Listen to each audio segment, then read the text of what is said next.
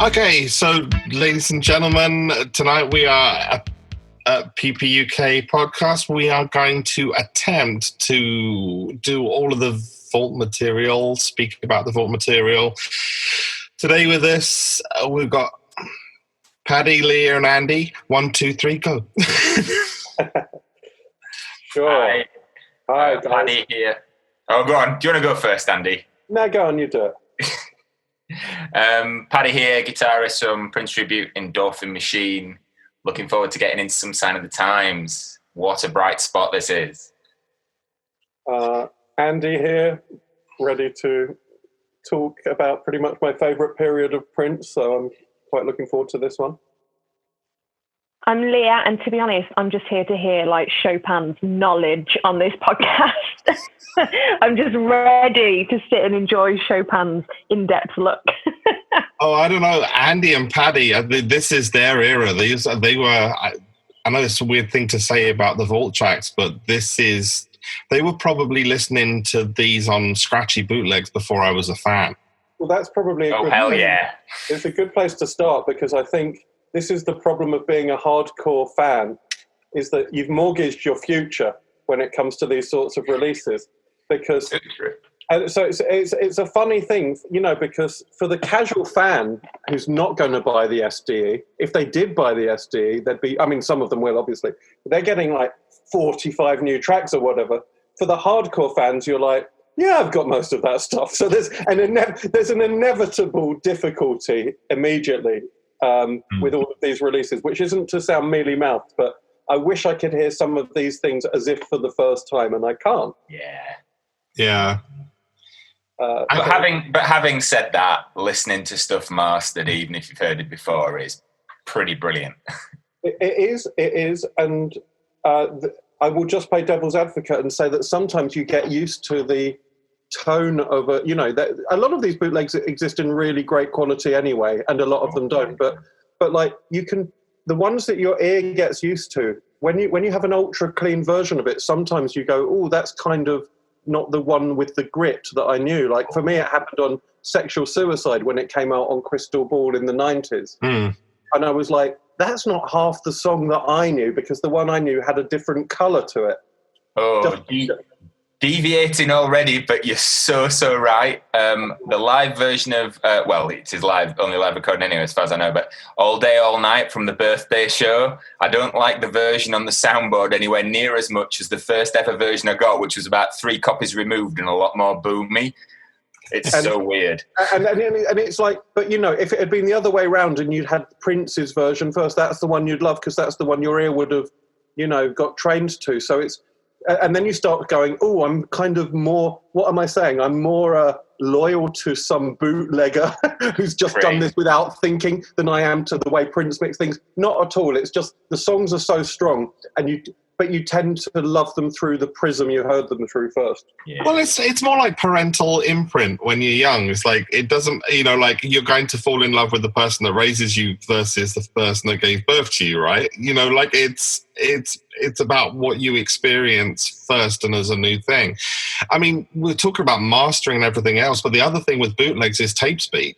Is actually getting used to some of these songs are a lot slower than you thought, or a lot faster than you thought, because you used to like a 3rd generation tape set and it was copied and copied and copied, and the tape speed drifted. Well, this is old, you know.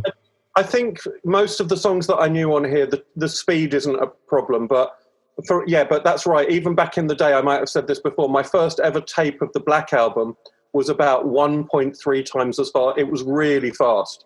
And then later that year, back in '88, I got a proper speed version, and I had to retrain myself, which wasn't hard, because Prince always sounds right when he's at the right speed. He's a master of that solid mid-tempo.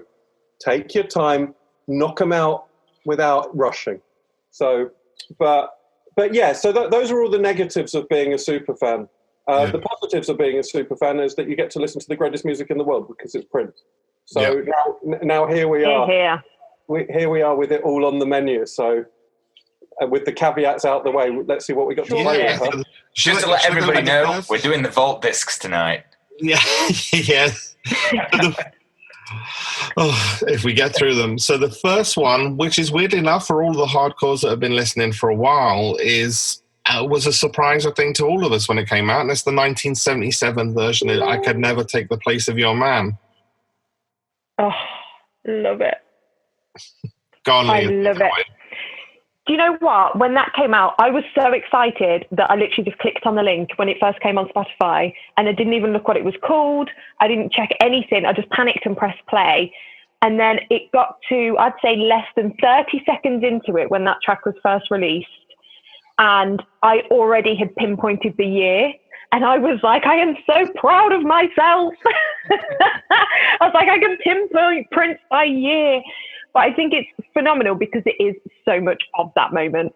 And I think the fact that I was able to do that within 30 seconds is amazing when you compare it to what it ultimately ended up being. And I sat there for a while trying to work out what it was. What is it that makes that 78? What is it that makes it that different? And it's just everything, but also nothing. It's the whole sound for me was just amazing. And to hear it being so different and being able to compare the two and decide what changes he decided to make made me really excited. It felt like I was in his brain for a minute to see the changes that he made. What about you guys? How did you feel about it? As I've said before, I just love the weird little disco Tom intro. Yeah. It's like, whoa. And then it went into a version of I Could Never Take the Place of Your Man. Just utterly classic track. Like you say, very interesting to hear it from back then. It sounded a little bit 1979, but it sounded also very as if he was living in multiple time periods, because it resonated forward in time as well. Fantastic. I think it's really interesting. One of the identifiers for me is like, even if because I read the title, so I knew the year, but it's the guitar tone and the way he played. It's like there's a certain, not to say it's bad or anything, but there's a certain sophistication he picked up along the way and subtlety with his rhythm playing that isn't there in that version. Which kind of gallops along. Yeah, just stylistically, and I think it's. I think it's a great. I mean, it's a great version, and it just knocks me out. It knocks me out that he could write a song as strong as that. And I said this last time or the other time. He could write a song as strong as that. Think that's not what I want to do at the moment. Shelve it for like 8 years, and then bring it out and actually turn it into, I think, one of his best, fullest productions of all time. And like the song, like as a song, even in the 79 version, it's incredibly strong. But if we didn't know the 87 version, we'd just go, that's a brilliant song. That's like Gotta Stop Messing About or something. It's that good, you know. But like to actually sit on it, then remember it and say, I'm going to turn this into an actual, you know, one of the most golden, burnished, beautiful stories that I've ever written is amazing. It is the constant of these special editions and that aside, and I think most of us already knew, but it's still mind-blowing that he sits on this stuff for years, stuff that would be making other, you know, stuff that, like, if I'd wrote it, I'd just be like, that has to come out tomorrow. I mean, but then, you know, you have stuff on Graffiti Bridge, like The Question of You and Join Repetition, and he did that the same. How do you wait years on that one? How do you wait 4 years on Join Repetition or The Question of You? I guess it's just that you've got so much stuff that... Well, that's the story of this whole set, right? Which, you know, I don't know if we're going to actually be able to go through every song bit by bit like this, but the story of the set is that unlike the 1999 Vault tracks, which were kind of brilliant, they're brilliant, but they're a more coherent set to listen to. They're easier to listen to because the templates he was exploring were kind of narrower during that time. This whole set that we're looking at now, he's trying out like 8 different projects at once, and there's different flavors there. And so like so he was obviously always cooking up what next, and we know that he was always thinking 2 albums ahead, and he was already recording, the Black Album and Lovesexy and stuff pretty much when some of these songs were going on. And this is only telling one story. It's amazing. There was so much going on. In terms of creativity, it was like this Brownian motion thing, every different direction all the time. Then you can look at it from like a little bit of a Venn diagram type of thing, because you've got the Revolution-esque stuff that had that input and that stuff crossed over with, I've spoken to Wendy and Lisa and had dinner now, and we've got this out the way. I'm going to go and re-record a couple all cold electronic automatic drums and blah, blah, blah, blah, blah. There is so much going on, so much journey, so much emotional movement for him with regard to his band and the sort of creative input and filter that they added. And you really can hear it. This is what I think this is for me, and I might be speaking for you as well, Andy, nudge, nudge, wink, wink. This era, that's why it's so special, because it's one of the strongest eras slipping into one of the strongest eras. It's astonishing. I do. I think at the same time, my sense of like the Prince community's reaction to this set is a little bit muted. I think it's whacked everybody over the head because there's so much to digest.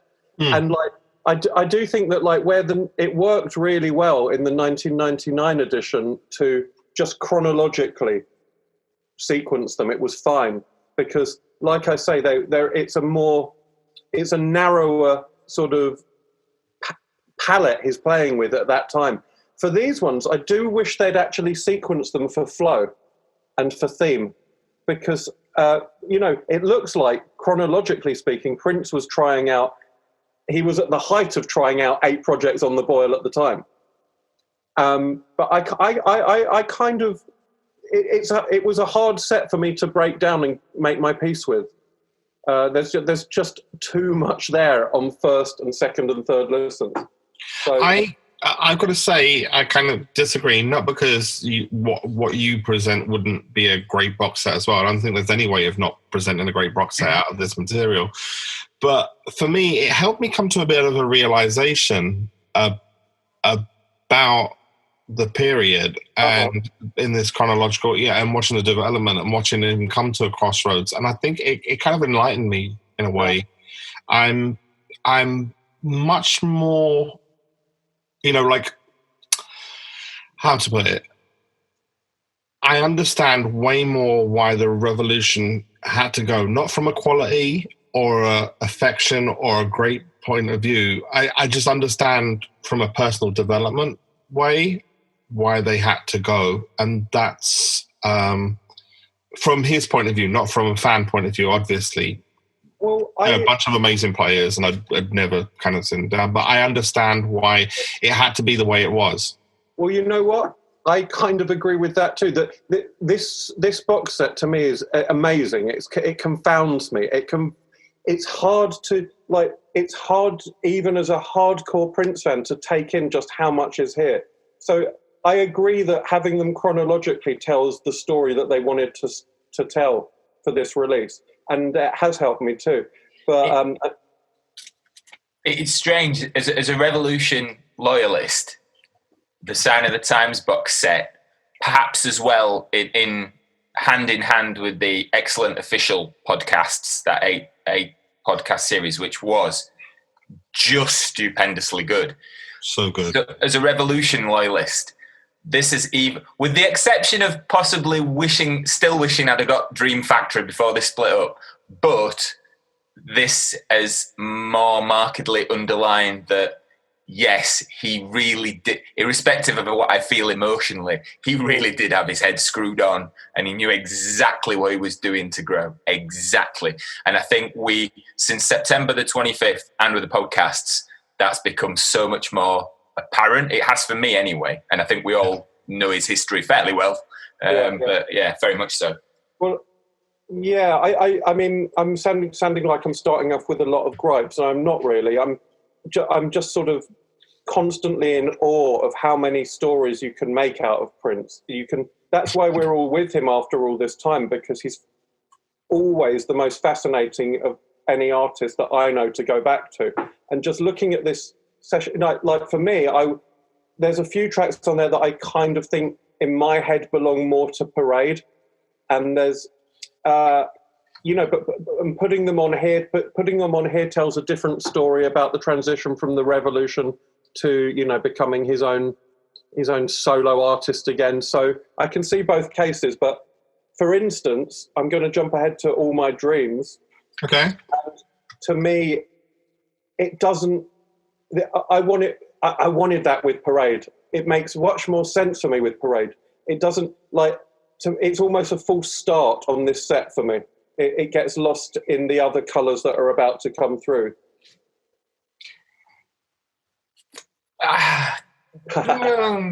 Sort of. It's a very viable position. Is that it's all the same period. It's just they've concentrated on the Sign of the Times landing point.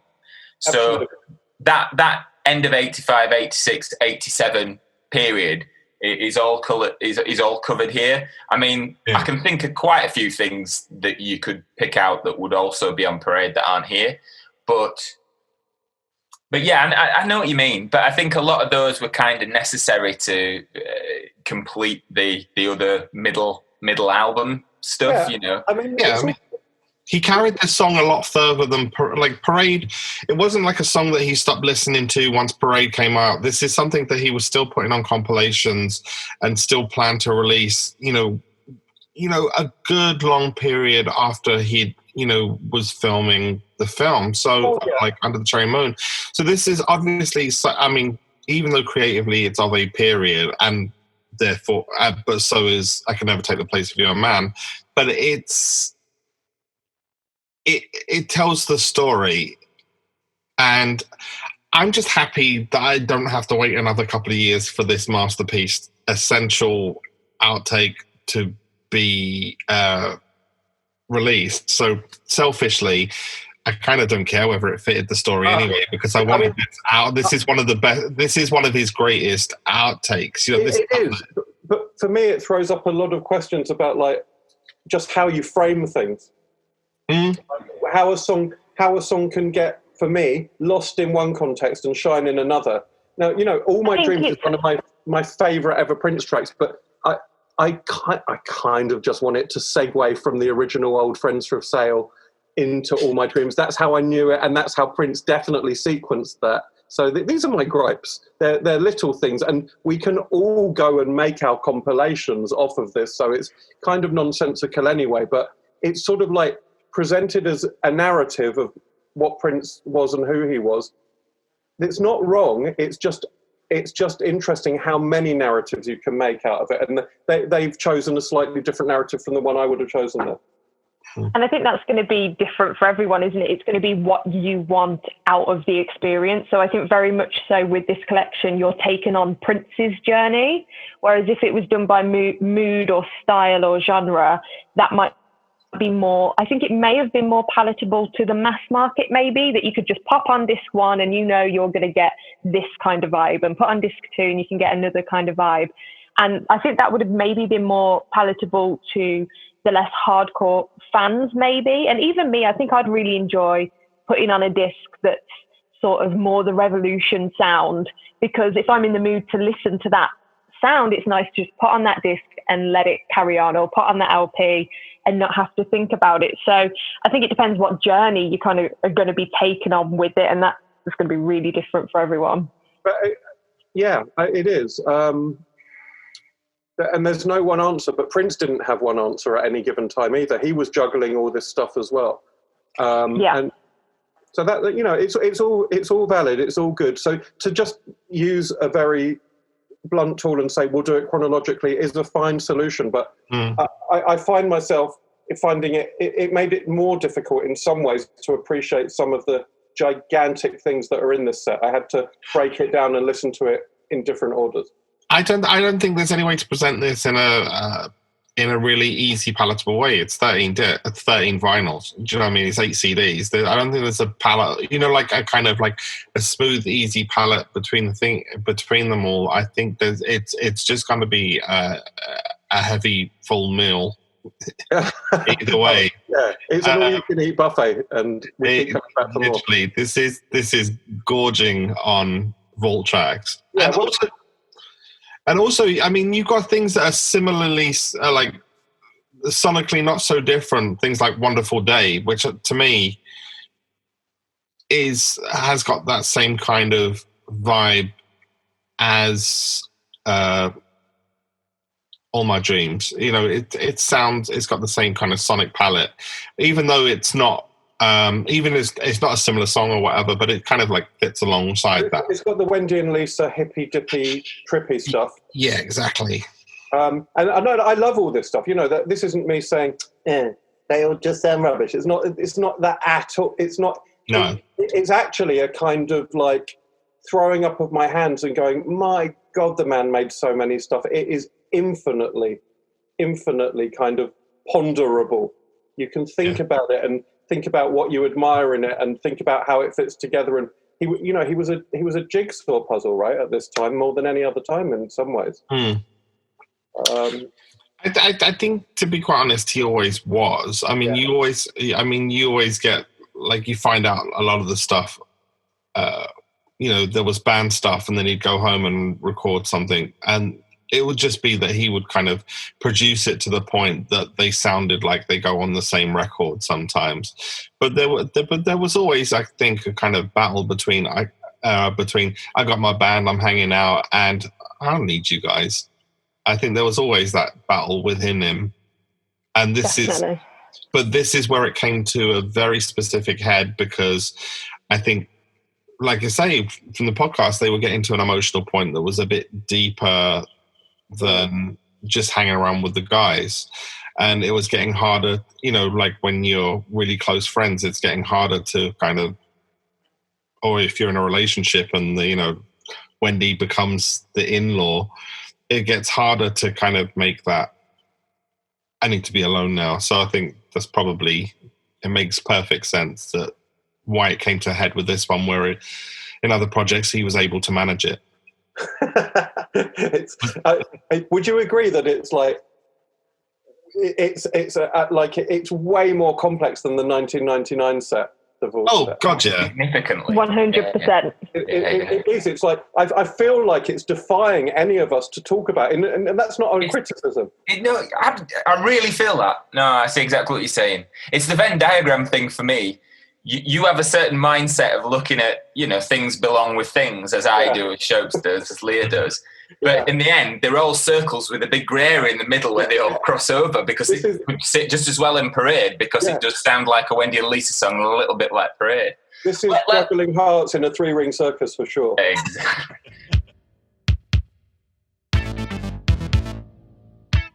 Let me throw another one out there for you then, as we've done half an hour and done, I think, 2 or 3 songs so far. Okay. I knew this would happen. Listening to this set and all of them being properly recorded and mastered makes me wonder even more, all these years later, how In a Large Room with No Light never got onto an official release. What the hell is going on there? I don't know. I'm going to be very controversial. Bye-bye, Chopin. Don't you dare, I'm afraid that's all we've got time for from Chopin. 2009 was a better version. Oh, no, it wasn't. No. It's a lot more nimble. It's a lot more nimble. And the mix on this one, I understand why this didn't make an album finally. To me, the mix is a bit muddy. It has life, though. There is something. It does, but it's not. It's vibrant. It's amazing. There is, in a sense, that there is a slight thinness to it, even remastered and finished. But it's a thinness that allows it to be flighty. It's like the woman with the big can dress throwing it around. There's something about that track, and I know it's. I know what you're saying. This song is a perfect example of why I think Prince's truly jazzy era was 86, 87. This just touches on a different class of music than when he would later go on to make jazz fusion-y stuff, and with that kind of, hey, I'm making jazz fusion, and I know you love the Rainbow Children and News, Chopin, and I'm not dissing it, but to me, it's kind of like I'm doing jazz stuff now. Whereas, no, I would agree with that. It's more purposeful rather than accidenting upon it. That's true. Yeah, and there are a lot of these songs are my favourite unreleased songs of all time. Well, now they're released, but Large Room with No Light has got it. It seems to touch on some other kind of jazziness that it seems to go. It belong to a continuum of something that, like, you can't even quite place where it's from because it's Prince and unique. It's not that class. What I think that is because this early in his career, he was starting to dabble more with different styles of music. Later in his career, he's done a lot more of it, and he's been around musicians who are awesome at it. And I think even with Prince, you're going to pick up certain things, certain techniques, certain standards. At this point, it was more about him and what was directly coming from inside than what he'd learned by osmosis in other areas as he went through his career. That's why it's special to me. My take on this, on the difference between Prince in the 80s and beyond in that respect, is that in the 80s, he was absorbing music like by osmosis, by learning, by experiencing, and he was putting that music through the filter of this strange imagination, and what was coming out was this kind of, loads of musical information put through this filter. And then I think when he later did things, he was putting Prince through the filter of other genres. So I think he was putting genres through his filter in the 80s, and then I think he was putting his own idea of what Prince music was through other filters after that. I'd buy that. Yeah, but I would say, I agree with you, and I would say there are some great examples of, like, what you're saying is true, that there's a freer air to it, and it's more experimental, and it's more kind of fun and truer, and more like somebody happening on something, like happy accident about it. I just think this is one example. This is the one example, and probably is the one example I can think of off the top of my head, where it was better that he went away and thought about it. It's still a great song. Don't get me wrong. It's a great song. What gets me with this version is the percussion is just a bit too cluttered and steps on the melody line, and he learned how to tame that down. And this probably could have been tamed down in the mix as well. But for me, there's a couple of times on this, there's a couple of outtakes that are great outtakes, but they just become unintelligible through production. The vocals become unintelligible through production, and this is one of them. However, I must note that end where the do is just stunning on both versions. Because it becomes clear and grooved, and the rest of it is. And with this version, it's just too cluttery for me. It steps on good ideas. I think it, to me, I love it for that. I love the fantasia of it. It sounds like this kind of absolute falling off the cliff into this new world of ideas. It's taste after a while, as Eric Lee always says. I have to say, I think I agree with you, Chopin. I thought we were going to do the 80s versus the rest of Prince fight on another podcast, but I think it's not even the 90s. That's 2009. I know. Well, what else do we like and can fight over in this set? Then there's a lot, isn't there? I don't think we're going to find much to fight about. I mean, it's pretty awesome. I mean, even that's not a negative that there's a better version later on. Let's make it clear, this is still a fantastic track, and that end groove is just killer. Here's another one for you then, in a similar vibe, and I don't know how this is going to fit. I know what you're going to say. I prefer the original version of Strange Relationship with all the weird stuff on the beginning and the more overt Wendy and Lisa stance. I preferred it when I heard it on a bootleg years and years ago. And whilst I love the one that was on the album as well, I still prefer it now, having heard it even cleaner and remastered. It's such a great song in both versions. I have massive respect for the Wendy and Lisa one. I think I just like how he made it tougher. Less he made it tougher and uncompromising, and actually I would say, it's kind of blacker, really is the word for the album version. It just touches on something that's a lot tougher, and I think it fit between If I Was Your Girlfriend and Never Take the Place of Your Man. It's the perfect tone for me on the album, that really just straight ahead kind of it's not it's much less friendly, the one on Sign of the Times, in a good way. I love both. I think with some versions, like some alternative versions that you hear, for me, sometimes I'm like, this is my one, and I'm okay if I don't hear that other version again. But with those two versions, I couldn't pick between them. I love them so much on their own that I couldn't get rid of one of them or say, oh, I won't listen to that one. For me, one day I'll just be in the mood for one, and one day I'll just be in the mood for another. Yeah, I'm just glad. I'm just glad I live in a world where there are those two versions. It's an extraordinary song. I think if you imagine the Wendy and Lisa version on the album, Leah, does that seem as interchangeable as your love for both versions? Good question. It wouldn't fit in. I agree that the right one went on the album 110%. It fits perfectly, and it's exactly what's needed for that point of the album. But for me, I think I just view them as two separate entities. Now they're both in existence. Like I'm happy to cherry pick between the two. And like Chopin said, I'm just happy that they both exist. And I'm in that world where they both exist. But it was definitely the right decision, I think, with what ended up on the album. They are both sublime, aren't they? I mean, in some ways, I feel like they're not that different from each other. And in other ways, it feels like there's just, the mood is just very much, it's hard to put your finger on. What is it? It's just Area, the Wendy and Lisa version, maybe? It's less not punchy.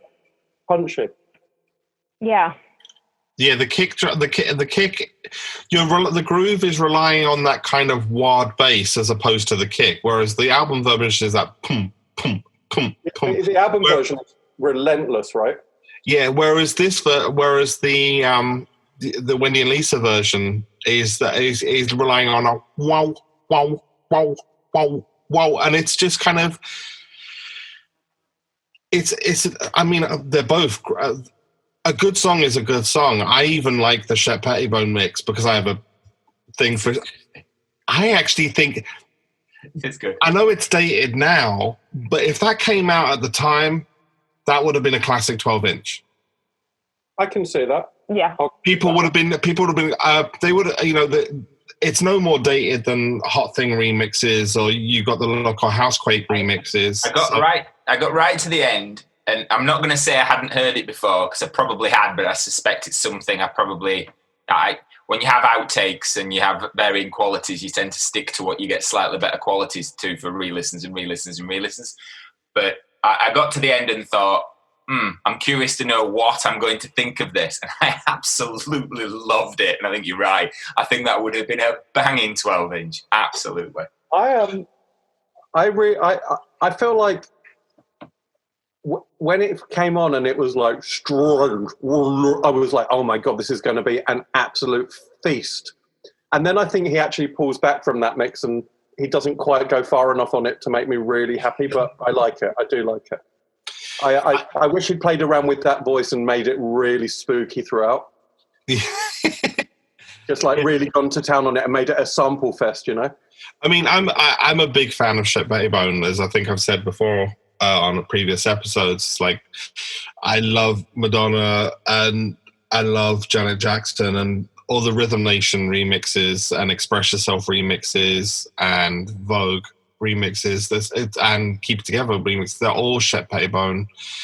and it's just a sound that's the sound of my dancing around in my bedroom, Petty Bones kind of way of remixing. So to me, it was like kind of, oh my God, like putting this song that I loved through that filter, and like how does that sit on the shelf? I really liked it. It would have made a great 12-inch B-side, absolutely. I do think I feel like he kind of comes in heavy at the start, then backs off for the main body of the song, and then picks up the tail. And I wish he hadn't backed off. I wish he'd been a bit bolder throughout, because it's quite a subtle change for most of the song. He just pumps the drive up a little, but I like it when he starts playing with it more at the end. I guess because I know that that's his style. I mean, that you get like this intro kind of cutting and beats, and then you get the song. True. So it's like, you know, it's still, you can play. Also, it's because a lot of the time his remixes were edited to make the 7-inch mix. So that's something he used to do, and he definitely does that on Glam Slam, doesn't he? Like basically, he sort of keeps his hand off it until the end, and then he goes to town. Yeah, I forgot he did Glam Slam as well. I love the Glam Slam remix. I think it's great. And also, he gives you those strings twice instead of once, which I'm a fan of. Whoops, we've gone into love songs. We're really drifting. Okay. Can I throw in the next song? Yeah, Prince Bingo. Dorothy Parker with horns. Oh, you stole my... Oh. What do we think? Bingo. Absolutely blown away by this, weirdly. Really? Yes. Absolutely blown away. I could not get those home parts out of my head for ages. And Rod was driving me mad going around whistling those home parts when we sat down and talked about it. It's really weird as well, because the parts in isolation make me think of like sort of a Gumshoe 70s cop series. Yeah. I was thinking murder mystery. Kind of, yeah. That's sort of superimposed on top of this absolute peculiar curio classic that we've all loved and taken to heart for years. And it works so well. And now I kind of don't know what to do, because it doesn't make any sense to the majority of people who are likely to listen to anybody play it. But oh my goodness, it is good. Go for it, guys. I prefer this version. Hey, somebody said it. Originally, I wanted to go into the master recording and go, right, it's too high there and too high there. I reckon if you there's a couple of notes that step on vocal lines, but a couple of times. But if you kind of like brought the volume down and brought it back up, like if he's like, it's quite clear that he never seriously considered these horns, because there's a couple of things he probably would have done that would have, but if he had, this to me is like the 93 version of Old Friends for Sale. They're both great tracks. They're just different vibes. I think it's probably for the best that Dorothy Parker, I don't think Dorothy Parker would have been a classic if this was the version that came out in the same way. I don't think it would have had the same emotional pull. But I fucking love it. And those horns are Let me be clear. The right one is on the album. I'm not. Yes. Yeah. But I find it interesting. So, like, you prefer the horns, but the right one is on the album, correct, Chopin? Yes. In the same way that Get Off is the best song for the Diamonds and Pearls album, but Violet the Organ Grinder is a better song. Interesting. Okay, so I'll halfway agree with Paddy. Yeah. I'll absolutely agree with you that the right one is on the album, but I won't say that I prefer the horns one, because I don't, but it's fascinating. Prince 100% made the right call. The horns step on the narrative. It's a narrative song, and the horns are like, it's a dream song, and the horns try and take you. It was only because he asked Eric to have a go. Even Eric said that, why do you need horns on this one? But he put some beautiful stuff on there, but it just gets in the way of something unique and boutique and strange. I will say something really that occurred to me, though, is that I like it, but as a curio. So glad it's not on the album. What's interesting to me is the way the beat works, especially with those really tasty lines at the start. It sounds a lot like 4 years ahead of its time, jazz meets hip hop, Tribe Called Quest. It sounds like the Low End Theory or something. Mm-hmm. So like the way that beat works with those very jazzy horns sounds like it preempts like Gangstar, Tribe Called Quest, all sorts of things. So that's a very rare groove, but it wasn't what that song needs. I think it's an interesting side effect. It's weird, actually. This is such an interesting one you brought this up, Leo, because it is. So I knew talking about this would be such a split. I didn't know I'd have so many people on my side that it was a great version. But this is one of the... Dorothy Parker was never anything I wanted to get my hands on the 24 track for, like, and have a go at mixing. It was never really kind of, because it was just like a perfect mix. This, and in that way, Andy, you're right, it's the perfect version for the album. It is a statement in itself. This, because it's an overdub that was never kind of given the due thought and process, I really want to get in there with the reverbs and flanges and stuff like that and make this as dreamy as the song is, because I think you could make this as dreamy as the song is. Here's what I would do if I had the 24 track, Mute the horn. You got it. All the sliders with the horns on I'd set to 0, but I do like it. I go, whoops, it's the original song again. Knew it.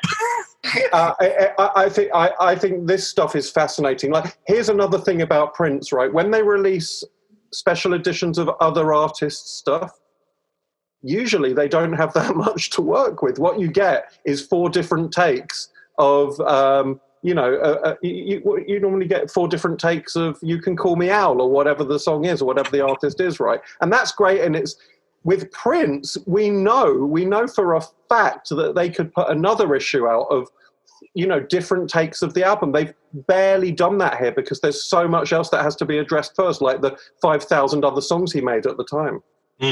So, like, you could probably make a whole double album set just out of alternate takes. And are you suggesting a special edition of the special edition? Well, I'm suggesting a special edition of Sign of the Times at some point that's about, that's more... it's not something that I desperately want or need, but I'm just observing that, like, with Prince, again, it comes back to this, it's an embarrassment of riches. Like, honestly, other artists' super deluxe editions are 5 versions of the same album. Hey, it makes it clearer why he wrote "Slave" on his face to me.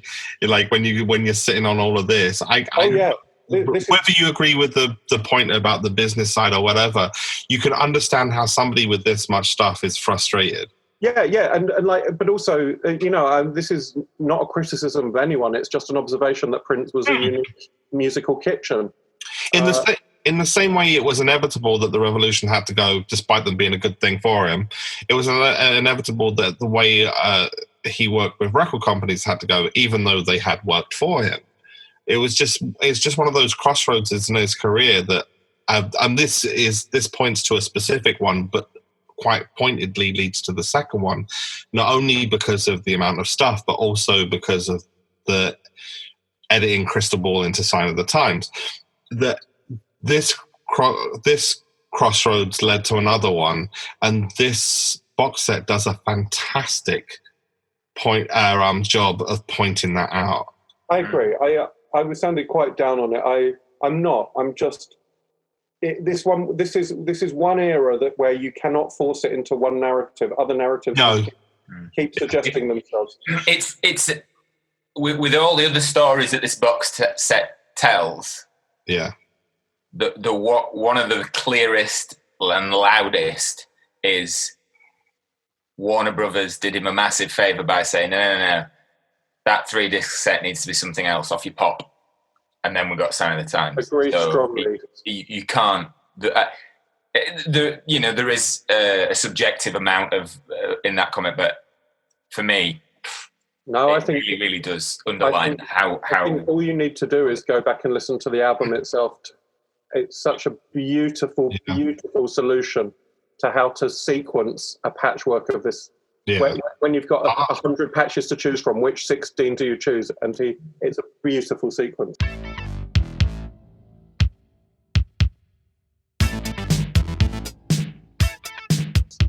I mean, takes interestingly, the last time we were talking about the Sign Times box set, something came up for me. I was just like, when I saw that Eggplant was on there, I was like, how are they going to get around the line where Wendy calls her retarded? Which is, like nowadays, if they're doing removing the rape reference from Love and Sex, from Lust You Always and Extra Love Ball, and that's why they won't release those. And it's interesting that they picked a version with Prince's vocals that didn't use that line. And when I heard that, I was just like, wow. So, like even a song that you think and even a song that you've been listening to and that and you think that there's a problem with, or that's the lyrics. Well, no. I love that song. My first listen to Eggplant, I was very surprised that it wasn't Wendy singing when I heard it on this set. And I really love Wendy's vocal on the original, on that version of Eggplant. And I almost think, I was like, I prefer the Wendy version. Over time, I've come to appreciate this new Prince vocal, new to me. I think it's such a, Eggplant's a great song because it's a comedy song. Yeah. And so if Wendy's singing about being retarded in the original, to me, she's playing a character who is talking trash. Oh yeah, I wasn't saying that she wasn't, and that I wasn't saying that it was, but I'm just saying in the point of view of, because political correctness. Yeah, exactly, because they were removing those songs before. I don't know. I think you can't assume that's like in Jealous Girl. He sort of says, "I'm going to burn your face off" or something, which is it's not really political. I wasn't about. Yeah, which is kind of interesting that they wouldn't use the other references. So I mean, I think. I don't know. I don't know that they. My suspicion is that they included the Prince Eggplant here because people want more Prince, and because the Wendy version of Eggplant was circulating. But also, there's been a lot of Wendy vocals and Lisa vocals on this compilation. Yeah, not that that's a bad thing. It's because it is the time and it makes sense. But the song itself is fantastic because it's so peculiar. It's just peculiar. No one else writes a song called Eggplant. That's just first, right? Okay. Secondly, no one calls other people eggplants. It's not even a song about eggplants. It's a song about calling a woman, and you're like, what? It's just so oddly Prince. And then, but the most important thing about the song is just that the melody is so unusual and peculiar. It's great. It's like a nursery rhyme from another planet. I love it. Which kind of leads me to, I know this, what might be a controversial view is, I think he was learning so much from Wendy and Lisa, and they had these kind of playful Baroque kind of, melody lines that were kind of not the ones that he would write in a very different melody line. And I actually think that he was learning so much, like things like Everybody Want What They Don't Got, which is basically Penny Lane by the Beatles, in another form. And I one of my things is I think he was hearing himself and the whole revolution thing becoming far too retro referential. And because if you have a look at something like Witness for the Prosecution, the Revolution version, which is the better version, but when he goes and redoes it by himself, you can tell the difference in the sound, that he was kind of like, okay, I'm kind of looking back a bit too much now. Because of the learning process and because of the learning new things that I'm. This is the start of Prince stripping streamlining his melodies and making them more angular and linear. Yeah. I think, and taking away from those big curvy, like you said, Baroque melodies. And he's saying, I've done all that. I want to, like, this is the point where Sign of the Times is the fulcrum before he starts veering off into more, like, Love Sexy is much more streamlined, much more straight ahead groove and kind of linear melodies. It's definitely after the famous Tea Together and Goodbye, the paradigm shift was there. I think I'm right in saying one of the very first songs he went and recorded was Shockadelica, and if you listen to that, it's like, oh my God, something. If you hadn't have heard anything at all that came after Shockadelica, and you'd heard everything he'd recorded prior to it, I think it would have been a more stark contrast of, whoa, something here has changed big stuff. Right. Yeah. It feels like he's determined to put his head down and bulldoze through songs with a different template now. And I think Sign of the Times was another one that was very soon after they split, wasn't it? Sign of the Times crossed. So, they talk about, basically you're talking about, if you know this term, horizontal versus vertical melodies.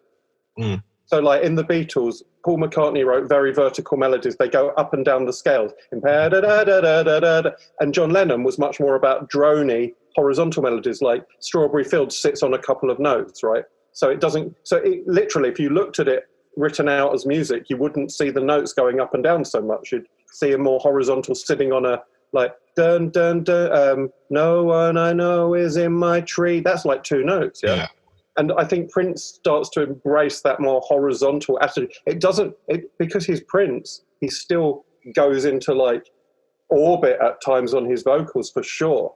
But I think he starts to muscle down and strip down songs like Witness, like you say, Shopes, and turn it into something that's more like driving a train of hard funk. Also, the snares and the hi-hats and the like reverbs in the drums become a lot tighter. Yeah. You get a lot more space back in the mix. Like you kind of going for something less splashy and less flouncy, right? Yeah. And although I would like to talk about a song which I think might be getting overlooked by the Prince folks, or maybe not, by the fans. I might be wrong, but I really love it. It's just terrific, and it is Love and Sex on this set. It's an amazing song. It sounds like if Prince and Freddie Mercury had a baby. And to me that actually sounds like a throwback to the kind of big melodramatic blousy things he was doing around end of 1999 and then Purple Rain era, where he was making it sounds more akin to something like Another Lonely Christmas than this new straight ahead funk thing. It's great. I'm not getting a lot of nods from the gang here, but I think it's a terrific song. Leah, what did you think? It's not, for me personally, it's not one of my standout tracks when, as you mentioned, it not really getting a lot of shout in the community. For me, there's a lot of other tracks that jump out at me when I look at that. It is a little bit, for me, of a skip track. That's all right. I like it. I think what Andy's getting at, I do agree with. It's a bit one of the slightly overblown, ostentatious-y type things. But similarly, I would probably gravitate towards other tracks, if I'm honest. But good addition. Well, I got to say that, like, there's a lot of songs here, and songs that I missed at first then turn out to have a lot more to them than I think. Yeah. And some of them grow on you. Yeah, and I would like to put a shout out to anybody who's listening to, if you go and give Love and Sex another 3 chances. It's beautiful. It's a really chunky, dynamic, beautiful composition. I think it's great. Can I add something to Love and Sex that for you, when next time you listen to it, Andy? Yeah. And this is not a negative or anything like that. To me, it sounds like it belongs on Emancipation, like a Savior or Friend, Lover, Sister, Mother, Wife. To me, it sounds like an emancipation ballad. This is where I'd be cheeky and say, if you put it on Emancipation, it'd immediately become the lead single. Ooh, 80s guy, sorry. When's that 80s versus 90s come in? When's that podcast happening? It's just, I understand what you're saying. It sounds like Saviour or something, but to me, it's always, the stuff from this era, the sound and the feel of it it's just where my ear's at, Chopin. It's like, this is the more inventive era to me, and it sounds... I wasn't saying anything about that. I'm just saying that sonically, that song, to me, if you put that on disc 2 of Emancipation, it wouldn't stick out. Like, if you put anything else from this disc, like Rebirth of the Flesh or anything on Emancipation, it would just be like, well, what's that doing there? But this one, it would just be like, oh. It would stick out to me if you didn't change a note of it and stuck it there. It's just sonically, it does sound different to me. It's just the arrangement of it is just, I pretend I'm in Prince's head listening to this one. I just think he wanted to go back and do what he used to do for 10 minutes. That's just my take on it. But it was, there's a lot of tracks on this set that I just instantly thought, okay, that's what that is. And then as it went on, they've opened up to me. And like Love and Sex has been a real sleeper hit for me. And there are others too, but that one's, it just, I like this song. I don't feel like any of you are qualified enough. You all skip it by your own admission. I didn't skip it. I just put it on a different album. I know. No, it's no mark on the quality. I mean, it's like, I know when you're up against some of the powerhouses on either side of you on this one, maybe in 10 lessons time, I'll be with you and I'll be saying, Andy, you're completely right. But well, I didn't write the thing. Yeah, I wish I had, but it just makes me happier and happier the more I get into it. Who else wants to pitch a song so I can shoot it down in flames then? I've got one that hasn't been getting a lot of love, but I absolutely adore, and that's Train. Okay. See, now I'm not getting that many nods. No. Always love Train. Train was one of the heavy circulators over the years in decent quality. Fantastic track, to be honest. Bit too light for Sign of the Times, etc., etc. Sits very well on early configurations, Crystal Ball and what have you.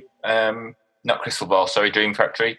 I really love it. I love the squelch in the same way as I love the bit of squelch that's in Strange Relationship. It's a banging little odd pop tune. Love it. It's nice. Sometimes it's just nice to have something quite upbeat and happy. Like, it's one of those songs that I put on and I just feel good. Like, it doesn't have to have some intense purpose. It just makes me feel good every time I hear it. I like it fine. I like it very fine. It doesn't do the extra special stuff for me. Is all. Right. And that, but I mean, these we're picking and choosing between many, many treasures here. It's a very, very nice chocolate box, to steal the name of an old Prince bootleg. It really is there are a lot of nice selections here. What do you think of Train, Chopin? Do you know what? You saying that it doesn't give you that special thing. I said it doesn't consistently give me that special thing, because sometimes when it's the bit, the call and there's a nice little call and answer session. The bit where the vocal goes, "I'll be with you," as an answer. It's like, "There's a train that's in the morning." It's a great little. Yeah, I do love it. Actually. I mean, it wouldn't be the one that I'd list first off, but as the tune goes, my body starts to rock as I imagine that do do do do do do, and that kind of clavinet line. Yeah. It's a great song. What can I say? But this is the problem with the box set this big. Yeah. even a song like Train can get lost. Absolutely. A box set this big. I mean, and like, how many more actually fantastic songs have we not even coming to mind yet? Like, I know. Oh yeah, we've got nowhere, as I knew we would. yeah.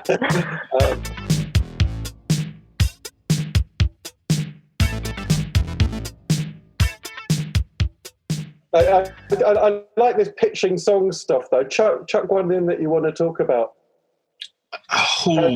Or is it Chopin? Is it your round?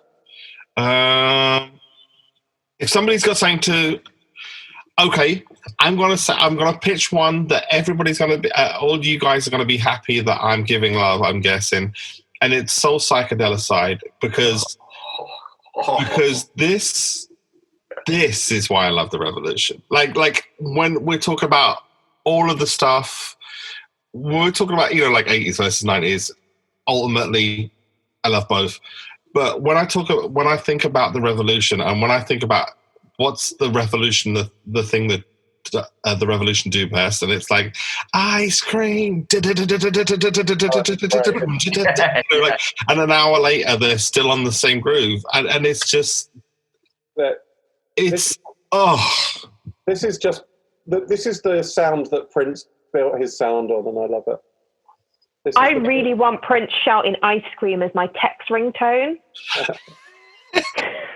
I would now suggest that we petition that all ice cream vans are Prince. Instead of green sleeves, you get up of a summer's day and you hear ice cream, and that's the ice cream van.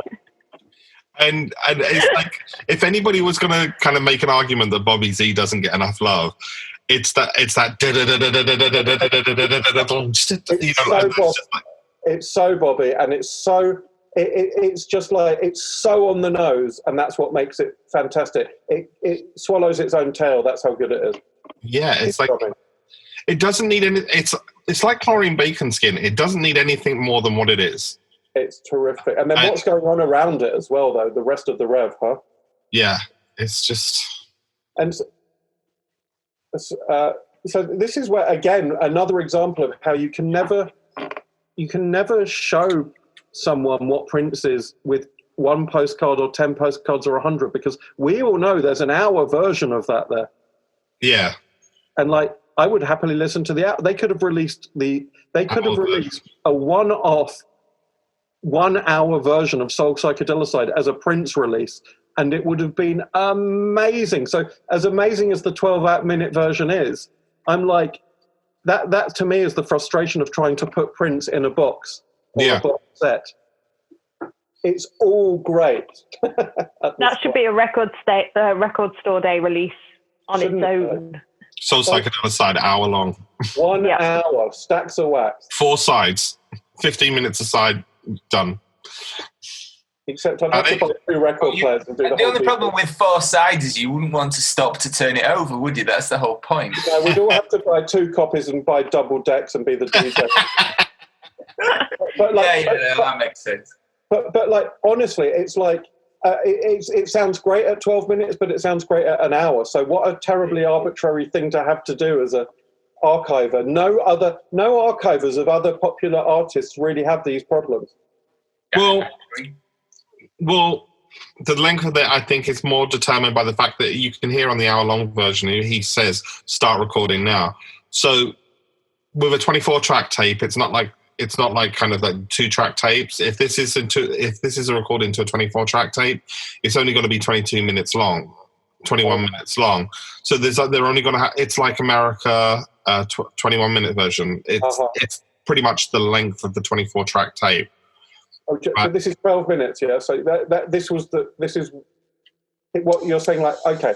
Because if you listen to the hour-long one, I haven't listened to it the whole thing for a couple of years, but I seem to remember, because I remember him giving commands to punch in and punch out, and I remember when he said that, I was like, God, I'd love to hear that mastered. I'd love to hear what's on that 24 track, like what he does with that 24 track. How did he overdub it? Did he make it a song? And like, did he record another verse or something? But actually just left as it is. So this is kind of Prince's on the fly edit anyway. I imagine so, actually. Yeah, I think that's what this is. I mean, don't quote me on it, but I'll buy that. I'm saying there's a point at which I don't mind if I'm hearing something that's not 24 track. If it's like, I would still happily listen to the hour, even if it wasn't all done on 24 track. well, his sound guy was so good at creating 2-track mixes that actually it doesn't matter because those sample boots of those rehearsals, they are a great mix. I mean, I'm not entirely sure how much the 24 track adds unless you're actually going to overdub stuff onto it, but it doesn't seem like he did. I'll tell you something. I think we all love this at whatever length, correct? Mm-hmm. So yeah. So I'm still the only guy who's just batting 0. Like you say, go on. It's distilled and bottled revolution at its best. Brilliant. I would agree with that. So go on then. Another one for me is the guitar type chap, and because the more I listen to it, the more I hear him channeling John Frusciante years before he was probably born. Is Blanche. The sort of nuts, gentle, free. This is for me where the freedom of his playing. So bear with me on this. So a few things have happened recently that have brought up these ideas of who's the best guitar player when we've lost dear old Eddie. Big thing for me, I have to say. But these discussions have been going on, and my opinion about Prince is, no, if you had granted it's subjective and there are lots of different aspects to playing the guitar, and it's inevitably mixed in and out of songwriting ability and all these kind of things. As a pure guitarist, Prince isn't in the top 10 of the absolute best guitarists of all time. To me, I almost want to say, of course, he isn't in a sense, but. Do you mean technically? I mean, if you took sort of holistically, if you took all the aspects of guitar playing, I wouldn't put him in the top 10 world. Now, if you talked about, there's a podcast here, so let's not go mad. There's if you talked about like rhythm playing, I think there's more arguments to be had if you sort of consolidate it down to things like that. But anyway, but the thing about Blanche is it speaks very much to his playing in that it's just like complete, I don't know, it's like complete freedom. He's kind of not thinking, but going exactly where he wants to go. There's no effort. It's just a oneness of the thing that is centrally Prince and picking up a guitar and going. And that is what I love about this track. And the weird thing that makes me think of John Frusciante's playing is a little bit similar in a sense. But and again, it's a track that's sort of light, sort of a bit of a daft, to quote a sort of Yorkshire quote. And I love that because he's playing. And Prince, it gets very confusing if you say playing and playing. Prince's guitar playing, when I used to sort of watch bootlegs of him doing the long drawn out solo of sort of Head on the Dirty Mind tour, he's just floating around. There's no, yet you have other people who do sort of impressive things that are working at it, have drilled it, have done A, B, and C. Prince's guitar playing is basically from his emotive center to his fingers and out through the speakers. No filter, no plan, it just goes. And Blanche really, really makes me think that. And as I was listening to it in the context of I'd say, recent guitar conversations, Blanche sort of stood out for me for those reasons. It's interesting you talk about the greatest guitarists and everything like that. I think what makes him an amazing guitarist, and I'm not going to go into who's the best and who's the best, but you mentioned Eddie Van Halen, who absolutely phenomenal, fantastic guitarist. But if you listen to that Beat It guitar solo, that's composed by cutting apart like an hour of playing. You know, like, yeah, it's like it's post-constructed into these great solos, as opposed to, even if what Prince wasn't doing was technically the best or the most innovative, what he could do was compose on the fly in real time And I think he did that, and not just guitarist. I just think as a musician, he was someone who could compose in real time. And I think the way he structured his bands as well and got them to answer to hand commands and stuff was testament to that. And I think you can hear that I think you're right. You can hear that in Blanche. And I think there's a couple of other songs like that. And I've mentioned it before, it's like Chlorine Bacon Skin, and maybe even like De Bourgeoisie, where these, and My Medallion, they're these kind of stories that just flow from nothing. And even Cocoa Boys, actually, they just kind of, these, you can feel the actual flow of inspiration in the same way that you could hear Hendrix flow. Even if, and again, it's not. I can hear the people who are just Prince fans to the point of anybody who says anything is boom evil. I can hear that. I mean, I can happily say that if the Sign of the Times box set doesn't show that this guy was the most talented all-round writer and player and live performer, for me, it strips away any logical argument completely. Because if you take it on its own, it's good. If you take it with everything else, it's just like, come on. What did the old promo say? Makes Michael Jackson look nailed to the floor. Michael Jackson was a song and dance man. One that whose music I love, but it was a song and dance. Anyway, we really are going into. Yeah, I can diverge on that. But listen, I hear your points, and I kind of don't. The greatest ever and what have you, I don't really kind of get into that, because a lot of the times, unless you're talking about a defined aspect, it becomes about who's your favorite. There is a podcast there then, because controversial. We'll do a side chat about guitars.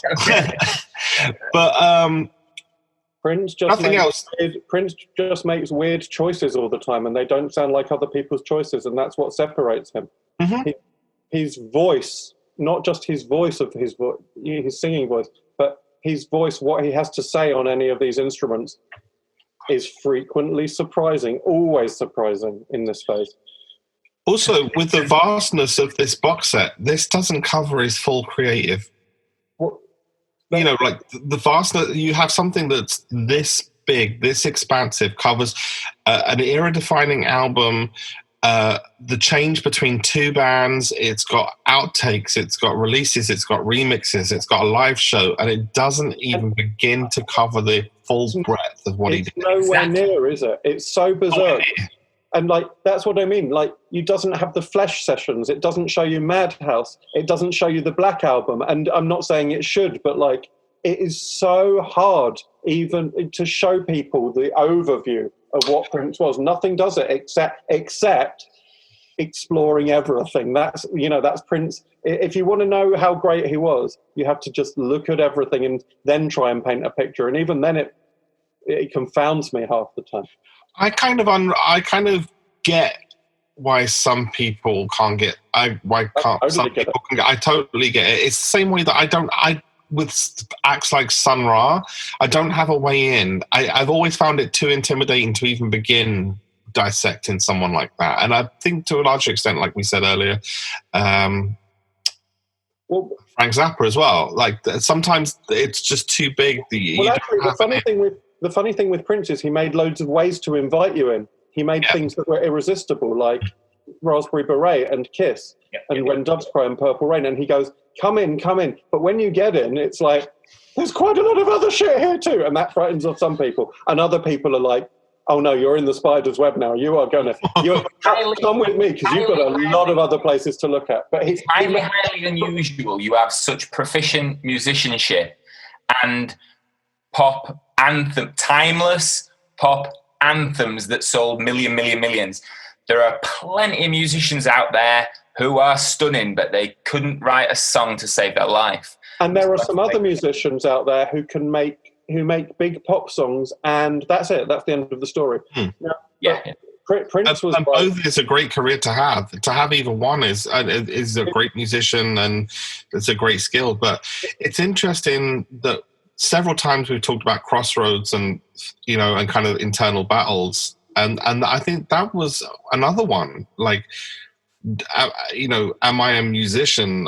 Am I a song and dance showman? Because he was both. I mean, there was times when really, you know, he dropped all instruments for the parade tour and was a song and dance man, band leader, James Brown-esque. Yeah. And then, you know, there's some tours where he's just like, he's using every opportunity to pick up every different instrument. And it's like... Well, that's interesting, because another thing, partly prompted by all of the really good narrative that's been built around this set and the podcast and the book, but partly because there's been so much material for me to get my head around, I had to stop listening to it like it was, you know, the magic gifts of the guy we like best, you know, this magic bestower of magic. And I started listening to it, calming down a bit and listening to it like, this is a 27-year-old man. And he doesn't know what's coming next. We know what's coming next, and we know everything that came next because we know everything he made now, you know, more or less. But this was somebody just looking to decide where to go next. And when you start breaking it down and listening to it as, here's a 27-year-old man, a superb, an extraordinary one, figuring out some ideas, then it humanizes it again. And then I start to really listen to the songs. Prince gives you so much, it's really easy to just quickly chew one, go, green opal fruit, oh, starburst now, green starburst, spit that one out, purple starburst, spit that one out, oh, revels, a bag of revels. And we get quite lazy about, you just go, yeah, give me the next one, blow my mind with this, stop and go back to everyone and think about an actual human being singing them, and let the song come down off its pedestal and decide if you like the song again. And that's when they open up to me, not when I'm blasted with 70 tracks here or whatever, and we've all got a lot of expectations about them. Well, I mean, it's kind of interesting you said about kind of like listening to a song and thinking about another, and it's just like you're thinking, oh, I know what comes next, because like I was listening to, On Its Own, When the Dawn of the Morning Comes, is a great little track. I love it. It's like, what a day. But part of me was singing Trust. Who do you? Oh, I was about to say, it sounds like the prototype for Trust. Yeah, and it's just, and it's like we've said before about I mean, there are these songs that probably didn't get released because they're seed tracks for 4 or 5 different ones, and people would know it all was just like he made, you know, he took this idea and that idea and that idea, and he took 4 from the one song. There is this pressure to look at every song and go, is that as good as If I Was Your Girlfriend? Is this as good as Forever? No, this is Prince's musical diary. These are the songs, you know, he didn't select. It doesn't mean they're bad, but they're not what, if you go into them going, you know, have I got 5 alternate classic albums here? No, that's not exactly the point. Also, the creative process isn't as clean as that. It isn't you go in there and you write your hits. You know, like the creative process is, I had to write those 3 mediocre tunes, the 2 bad ones, and the 5 kind of great ones to make the life-changing one. Yeah, you know, that's the creative process. I mean, it's not as clean, and that's what this box set does a really great. So it does, but I think you have to slow down and like go on a deep dive into a lot of these songs to get just to bring it down again. Go, this is a song. What's happening in the 4.5 minutes here? Do I like it? Not, you know, and then I start liking them. and you know, for me, the best Prince music has always taken its time to reveal itself. And one that I do want to talk about is, you know, is Cosmic. We've talked about it a little, I guess, before. Cosmic Day. I did not think much of it at first. I couldn't hear what was interesting about it. And the more I listened to it, it's one of those magic songs for me where you just go, I don't even think I remember that 2-minute section. That was never there until my 20th listen. And you just go, because you just don't, and you just go, great. It's got a beat and it's got another beat going, ba ba ba ba ba ba ba ba. And then at some point you go, no, hold on. I understand the language of this song now. And I love the shape of it. I love the way it seems to regenerate itself like a battery that gets recharged halfway through. the actual solos in it are so easy to overlook if you just go, yeah. Never take the place of your man, squealy. No, slow down and let it go through you. It's an amazing song. Love the song. It is. I love the mechanical relentlessness of it, but it doesn't feel like it's relentless. It's just strange. Well, this is one of the ones where we're not talking about a horizontal melody. This melody skips up and down all over the place, more like something like Good Love or something. So this is and also like the fact that it was Camille-like, but actually it was actually not as subtle as Camille. It almost goes into like he's trying to make a female vocal out of his vocal here, or something. And I didn't like that at first, but now. I don't even know how to start describing something like Cosmic Day. It's so strange.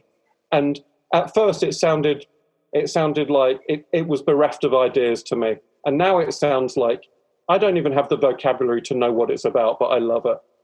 Yeah, I can't really add to what has already been said on this track. It's one that did have to grow on me. 100%. It wasn't one of those instant, I love it. But I think I'm just about kind of getting to the point where you guys are. And I think I'm on a couple more listens and it will fully have set in. But the claws have kind of just hooked in with me with that track. Really, I'm finally starting to understand it. Like even the way the third verse, the melody of the third verse is a variation of the tune of the first two verses. There's so much, I don't know, I'll talk about it, it's great. Yeah.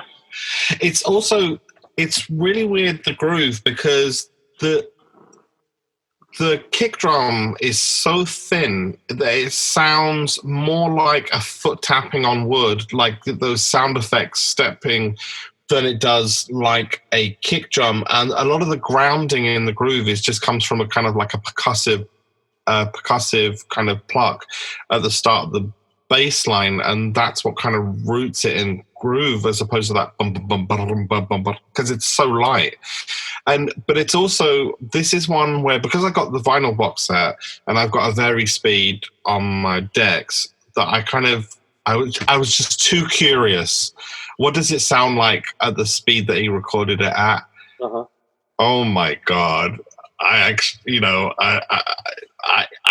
get it's the more interesting and more inventive track when you speed it up, but it's a solid groove when you slow it down a bit. It's really good. I loved. I was just. I don't know if it's just like kind of like the listening to something new, or something the same in a different way, but it's. I mean. And therein lies the other thing, the choices that he had to make about all of this, the horns in the Ballad of Dorothy Parker, the fact that you've got a good song, whether you speed it up or slow it down, what's the good song, what's the great song, it's overwhelming being presented with this stuff, let alone actually being presented with it and having to make sense of it and then does anyone down here to an album. Does anyone here feel like they've fully digested this set like a month and a half after having it? No. I definitely haven't. I mean, I'm much closer than I was, but there's still so much to think about, God damn it.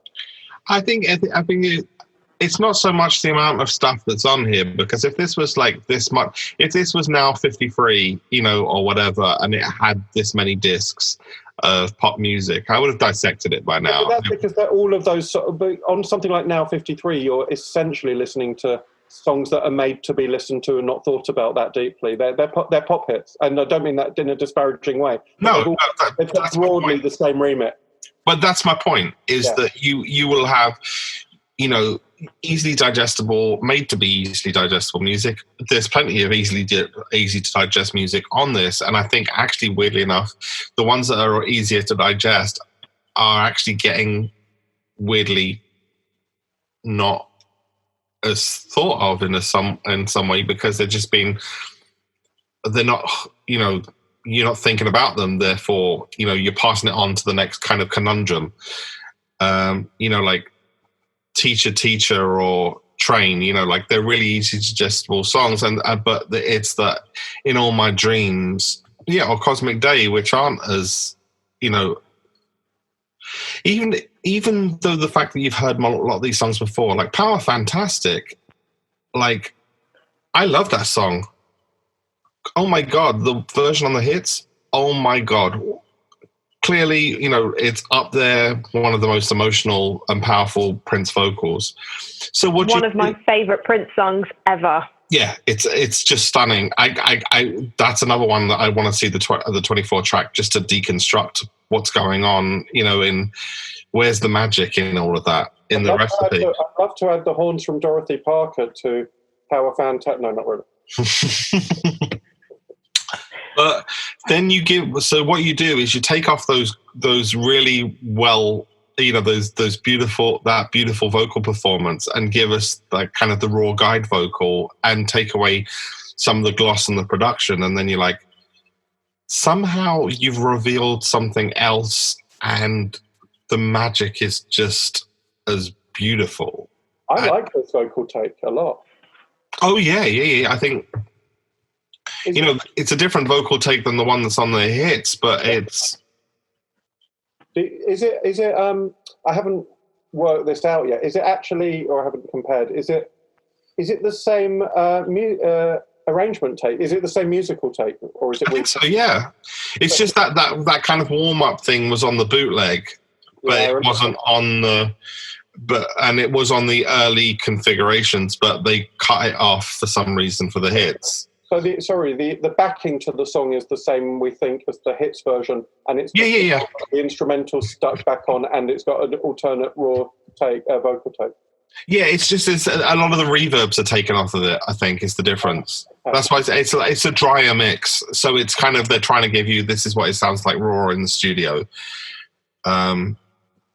Basically, like I'm very happy to get that full story in the podcast. Yeah. I don't know if you guys all heard it, the full story about them all being in the studio and the raw vocal take. Oh, what I'd have done to have been in that room and heard Prince's vocal for that track be laid down, just nothing but his vocal. Oh, it'd have been incredible. Very jealous. I mean, again, there's a song that you look at it and you go, how was it not released on something, right? Yeah. Like, why was that just like a kind of like a bonus track on a greatest hits? Like, because definitely Prince. I mean, I'm not saying because, but because Prince was somewhere else because he didn't want to put out a revolution track and what there wasn't time. The moment had passed for it in his releases. Yeah, I felt the same about For the Tears in Your Eyes as well. Yeah. I mean, but where would it go if you were putting it on a Prince album? Where would you put it? Well, I guess that's a good question. Because you have to ask yourself: is there anything in this on these 3 discs that you would take off? We'll say because of the period that everything was recorded across. To be devil's advocate, is there anything you would take off Parade and Sign of the Times and replace with something off this 3-disc set?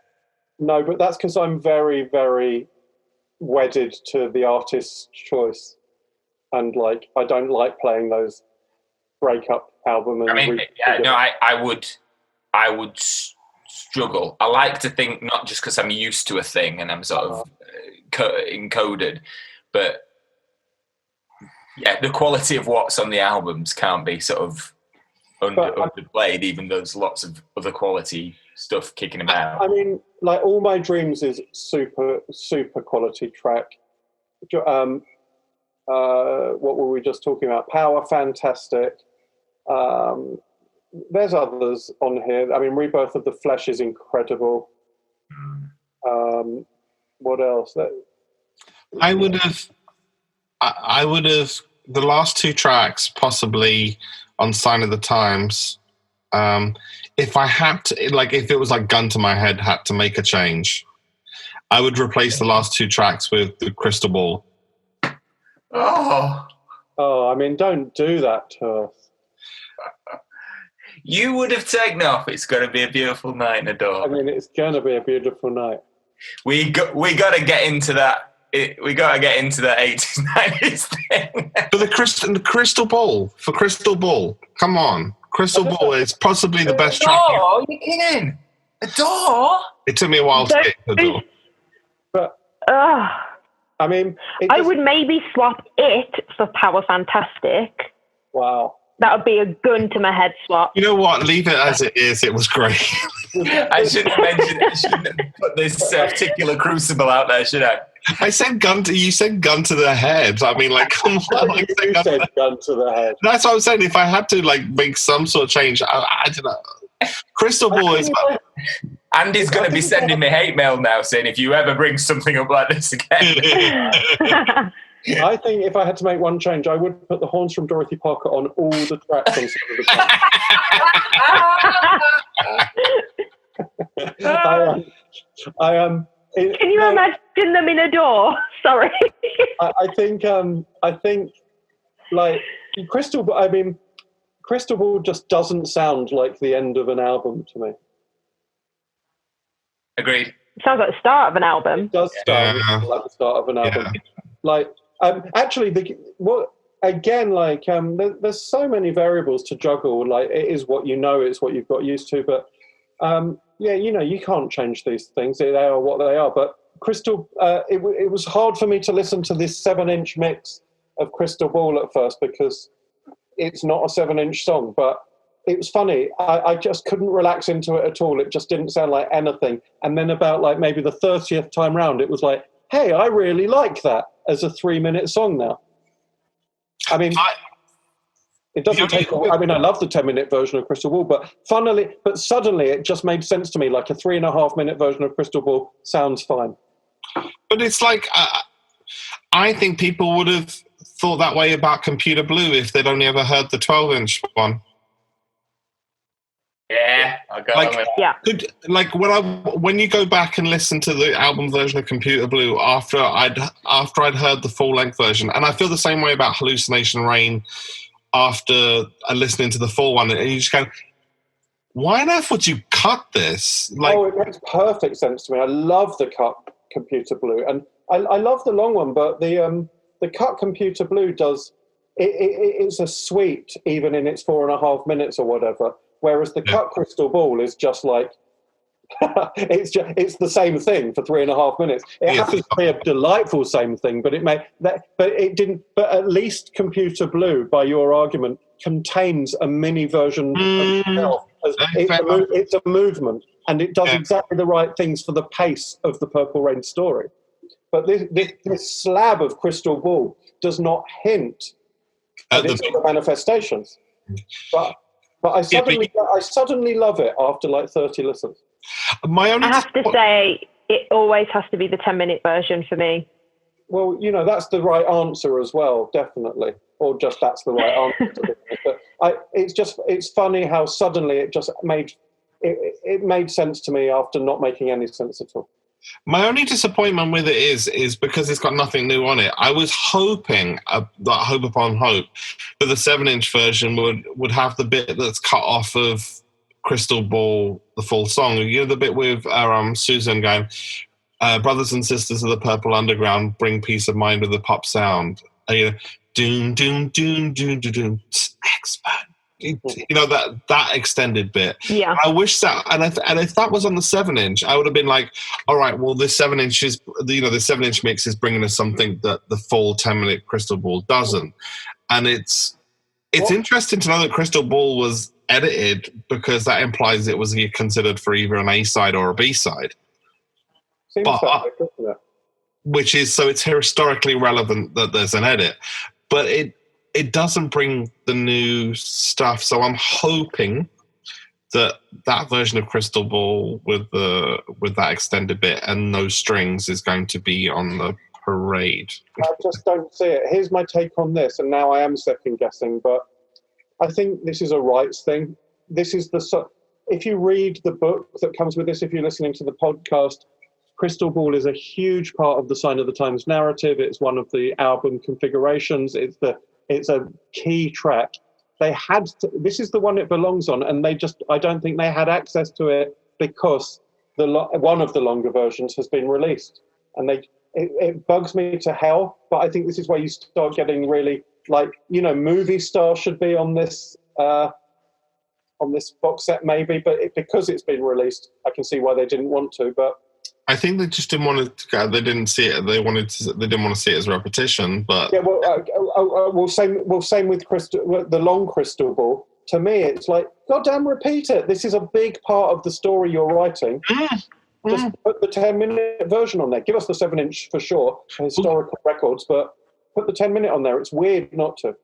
Also, playing that the Dream Factory mix where it didn't have strings and had that extended bit of, like that was on the kind of rough configuration. I'd have been down for that 10 minutes. Yeah, I don't know. The Super Deluxe edition is something that the hardcore fan is going to buy. So we've got the information to fill in the gaps, to not have it twice and realise that the crystal ball that was released in the 90s was... We know what that was, and we know that stuff was from all eras, and it was like cherry-picked. I have to slightly disagree there. I wouldn't, even though there is some parity with the other songs in terms of they all came from the same clutch in a sense, I would prefer to have new stuff at this stage. And I think casual listeners, who are the majority listeners who would have bought the standard remaster or just the deluxe with the B, as far as they're concerned, the B-sides and a few 12-inch stuff, then I think we're better getting new stuff, I have to say. But it's kind of irksome. Yeah. It steadily just sort of picks at the edges of your mind. Yeah. But again, that's what Spotify's for. I know. Yeah. I know. But it strikes me there's a lot of it's hard to. This is a hard box set to talk about without going, I think this, but I also kind of think this. It's very hard to do. There's so many things crashing into each other, and it's such a complex part of his story. Well, there's like a place in heaven. Aspect of it. It's like you said, there's no story in 5 versions of You Can Call Me Al re-released that are all slightly different. Well, I like that stuff too. To be fair, I like the song's development, but like with Prince, it would take about I'm not kidding here. It would take about 4 box sets of this size to do everything. Yeah. Well, this is already a 13 LP box set. Well, even like A Place in Heaven, the backwards one. I'm not gonna. I love it.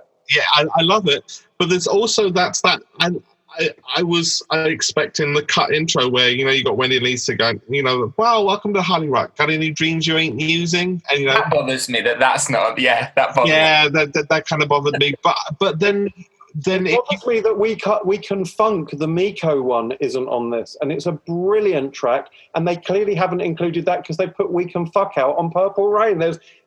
I'm not saying we should find these people and beat some sense. No, I'm not advocating violence. No, I'm not saying anything of the sort. It's it's a difficult task because of the person they're trying to uphold. It must be a nightmare for them. It must be an absolute nightmare for them in that sense that you're not going to please everyone. Can you imagine if that was our job and we had to sit around the table and agree on these decisions? It would take a very long time. Yeah, we've got to remember though, the Super Deluxe edition wasn't the major part of all this. The remaster of the album was what most people will experience, have the concentration for, and that kind of thing. Right. This one's for people who are prepared to fork out a significant amount of money for something that is vast and sprawling. Yeah. And so it is niche. When all said and done, it is niche stuff. This is how they pay This is how they pay to make this stuff for sure. Yeah. Well, and here's the thing. This is how vast and sprawling this whole box set is. We've gone probably an hour and 40 minutes, and we still haven't mentioned Wally. Yeah.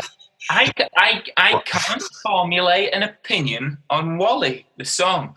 Perhaps it was lovely the amount it was concentrated on the official podcast, and I absolutely love the fact that the official podcast is so much more intrinsically enmeshed with this release than I just knew it was there, and you should listen to it. It's so enmeshed with this release in such a sort of a fundamental and subliminal way. But it's such a strange. I just find myself thinking, as I'm sure you guys do, God damn it, I want to listen to the original that Susan was trying to convince him not to erase, because that would give it even more context. And again, we talk about story. That would be such an amazing story in itself, But I can't make my mind up what I think of that song. As a tune, fantastic. Deeper than that, I can't find purchase yet. I think possibly. I'm actually the same as you, Paddy. It's one that I've listened to the podcast, and it's one that's talked about a lot. It's discussed a lot because of the story. And then when it actually comes to listening, I don't quite get what everybody else is quite latching onto. I know it's got like a real backstory and things like that, but as in musically as a track, it hasn't latched me the way it seems to so many other people. I like it. I just don't understand it and can't create it. Sorry, Andy. No, not at all. I think, sorry to talk over you, but because it's always the one that got away, because he erased it. So in our heads, now, by the way, Susan Rogers, she rates other tracks that I don't find that amazing, or she has very different tastes from things that I find astounding sometimes. So who knows, right? But it's always the one that got away. It's the big one. So in our heads, it exists as this absolute, Prince standing on his own shoulders or going right down to the bone, doing the culmination of his emotional work in one song. So it can be anything that we can imagine or anything that we can dream of. So it will never stand up to that. So what do you have to work with? You have to work with the thing he did 3 days later, which is this. So this is a great example for me of take it down off of that and just go, all right, I'll follow the narrative. To me, this is, again, a 27-year-old man who was heartbroken, happened to be a musical genius, so that's lucky, but heartbroken, who doesn't want to actually put himself on the line with his truth the way he did for the first recording. So he's now going to be disguising it and pulling his punches and just making it as a record of that track in case he wants that track. So given that he's pulling his punches and playing within himself rather than it's a performance of a performance, yeah? Mm. If I follow Susan's narrative, and if I try and imagine that, it's a performance of a real feeling. Yeah. That to me is interesting in itself. Now I think about why he's doing that, and that's quite emotive to me. That here's somebody who just wants to record it for the ages, but not that one. That was too real.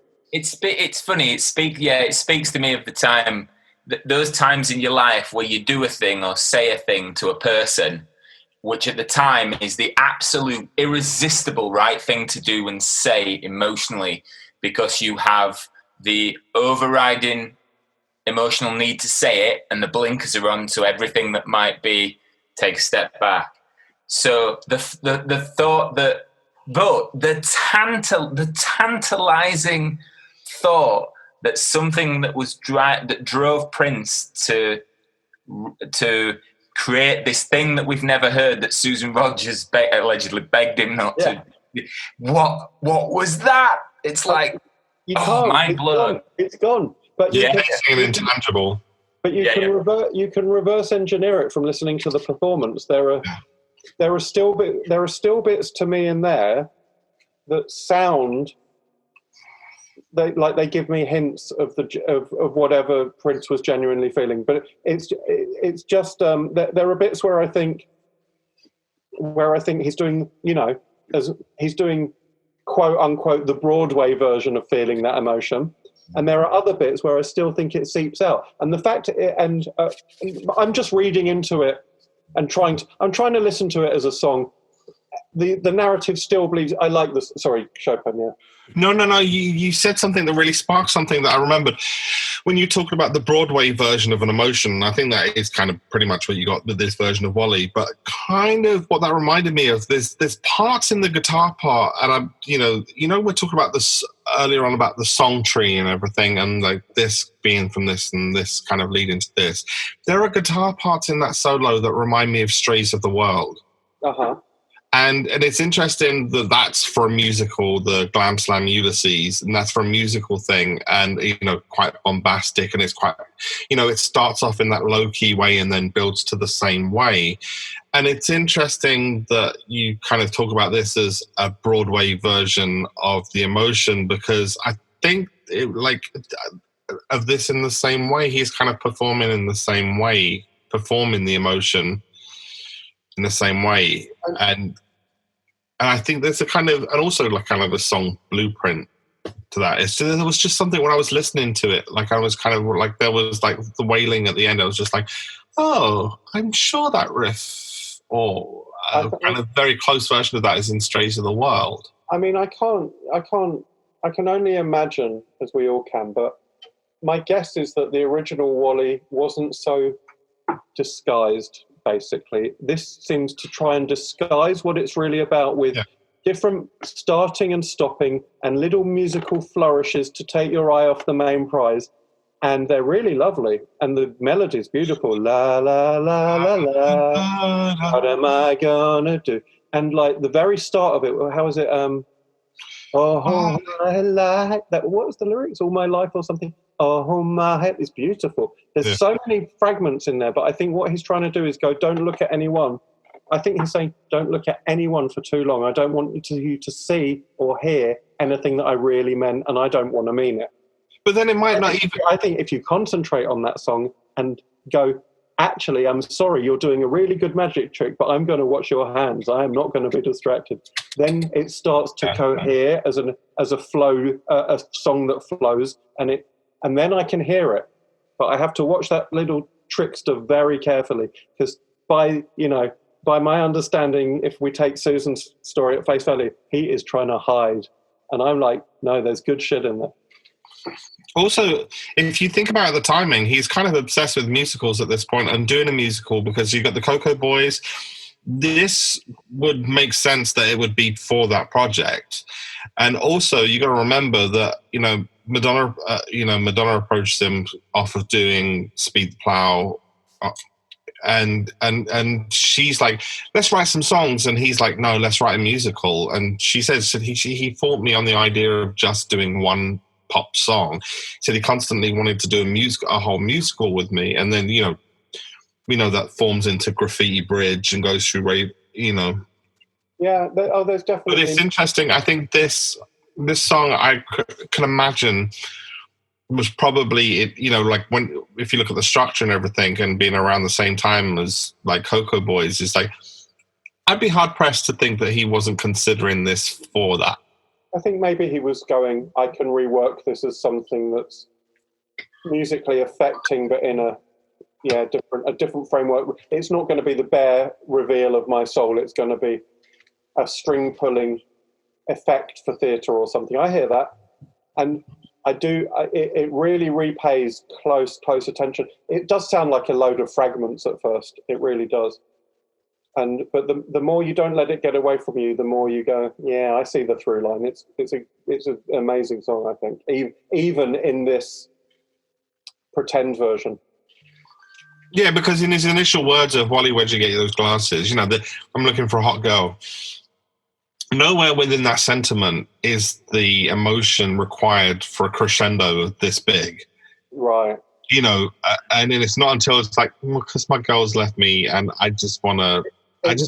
someone else tonight. I just want to, and it's like, and once you, it reminds me of the difference between Old Friends for Sale, 80s and 90s. The 90s one, you can hear the truth of the emotion on the 80s one. The 90s one is a bunch of lyrics that scans, that doesn't give anything away, and so it does not touch the sides. Now, if we had the original Wally here, I probably would be saying, just forget Wally number 2. It can fuck off forever.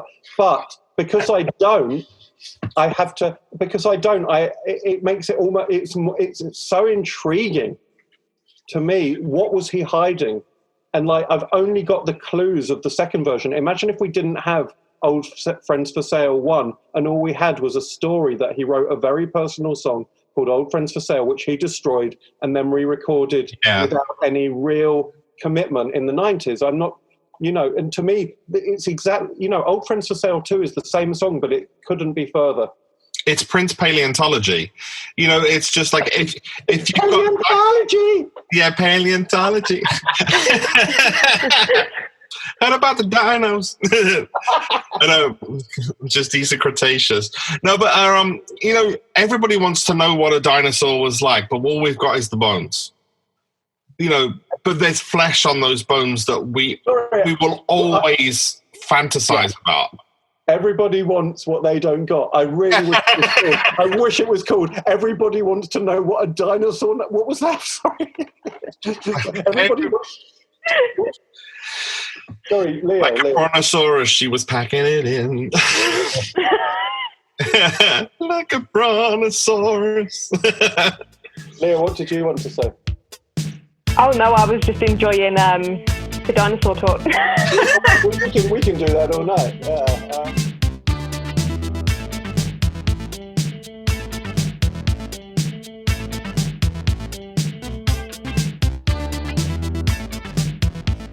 I love Big Tall Wall. Big Tall Wall? Yeah. Yeah. Well, I always loved the fragment I had of the second version as a bootleg and wanted to hear more. And funnily enough, the first version is a real grower for me, the poppy one.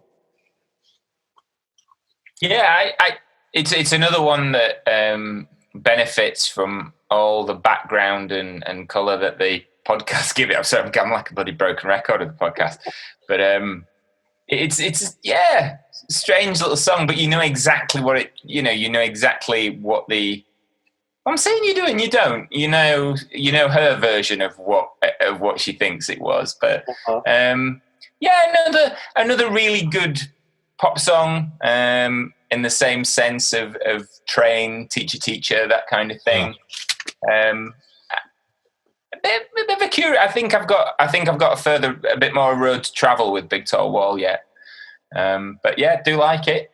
I think I prefer version 1 to version 2 at the moment. Andy might hate me for that, but you're allowed. All right. I think it's interesting. What about the ball? Oh, can I just say something about Big Tall Wall? Yeah, yeah. I think this is another one like when it's for the prosecution where you can hear the kind of the first one sounds like you kind of like 60s hippie pop kind of around would have fit on Around the World in a Day with a couple of more bells and whistles or kind of ethnic instruments. But then you can see the kind of, but it's retro looking sonically. And then Big Tall Wall, the new one, which was apparently considered for Graffiti Bridge. Now I can imagine knowing what he did with Bold Generation to New Power Generation and the kind of mix that he gave that, you can imagine Big Tall Wall, the second version, what that would have been like on Graffiti Bridge or Batman or something like that. And that would have been, I think that would have been killer, like finishing it off like that. And you can between the two, you can feel the tension. It's another one of the kind of, I've been learning about past music and stuff like that so much that I've kind of lost Prince, or I'm beginning to lose Prince, and I'm going to, and everything's a bit retro. Therefore, I need to strip it all back, get my drum machine, and just sing the song. Yeah, can I just come in on that? I think the second version of Big Tall Wall is way more interesting sonically. It's Prince laying down a beat and playing with it and going, where could I go? Like as it goes on, the drum beat gets more and more abstract as well until it's just kind of just like a tuned, like electronic, I can't remember the rhythm, but it's like, it becomes really abstract, tuned electronica, and it gets really quite radical. Yeah. And so that's the one that interests my mind. But you know what? The first one has this. Da, da, da, da, da, da. Da, da, da, da, da, da. And it's like, that is a rubbish little riff, and I love it. big tool. And it's like, fuck, that's good. So like, This reminded me, kidnap the Sandy Claus. I am under me. It's such perfect rubbish little riff. It's so throwaway. But you know what? But you know what? Like, it never falters. It always insists on itself. Like, I'm the proudest beast in the jungle. La, da, da, da, da, da. And I'm like, that is absolutely. I'm sorry, but I'm taking away. Forget the impressive mind food of Big Tall Number 2. I just want to eat these crisps all day. Da, da, da, da, da, da. I love it. Well, that's the thing. The lyrics don't match the first one at all. Like, they don't make sense until the second version. Like, I'm gonna kill and chop you up. La, da, da, da, da, da. I'm gonna murder your family. La, da, da, da, Sounds like Hansel and Gretel. I love it. It's rubbish brilliant, that first one. Yeah. Do you know what? Going back to kind of a point Chopin made earlier about potentially that track going on to Graffiti Bridge. There's 2 tracks on this release that I think would have been amazing, and I think I may have already mentioned this, but seeing Third Eye Girl reboot them, and that's Witness to the Prosecution, and I think Big Tall Wall, but with their acoustic sets that they did, the Third Eye Girl stuff, I can just see it working incredibly, and that was kind of my first thoughts when I heard those 2 tracks on this release. Yeah, I think Rebirth of the Flash would have been good with Third Eye Girl. Yeah. No. I think. Yeah, you're hurting us, man. You're hurting us. You're hurting us, Rhonda. Sorry. You're We got the purists in the house. Sorry. Don't touch my precious songs. I had the little sexy band play it, so you're like, You're not gonna pull that one on us. Did you want to talk about the ball here? Because I love the ball. I love the ball, and I love how love sexy it is. It's great. I love sexy. It's just I know, but with new lyrics. Right. Well, I mean, yeah, it's so much more though, isn't it? It's so odd. It's like the ball has long been one of my favourite outtakes, and to me, it sounds like a psychedelic pinball machine in space. It just bounces off itself constantly, and things ping and pop, and it's just an amazing bit of sonic imagination. Chopin, go on. What do you think, Paddy? That was an interesting expression. Contextually, I mean, you've got oh god, I can't believe I've forgotten the name of it. So you've got the song that morphed into New Power Generation. Old Generation. Thank you. But with the ball, and I know the ball is backing onto an absolute bona fide fucking amazing individual, innovative classic. And to no detriment to it, but I think it's even harder to frame it for me for those reasons. So go on, Andy. Sorry, what on this set? It's next to what's it next to? No, I mean it backs onto I Know. I was contextualizing that, and I Know for me and Love Sexy in general is quite an overpowering thing. So yeah, I do like the track. I've always liked the track, and it's when you hear the bits of I Know, it's so standout. Sometimes it sort of makes it a slightly jarring experience. Is it a distraction? A little bit, but whereas New Power Generation less so. Because I just don't think it's a good track, but it isn't I Know. But sorry, you're saying that you love I Know, yeah? And is that what you're saying? You love I Know?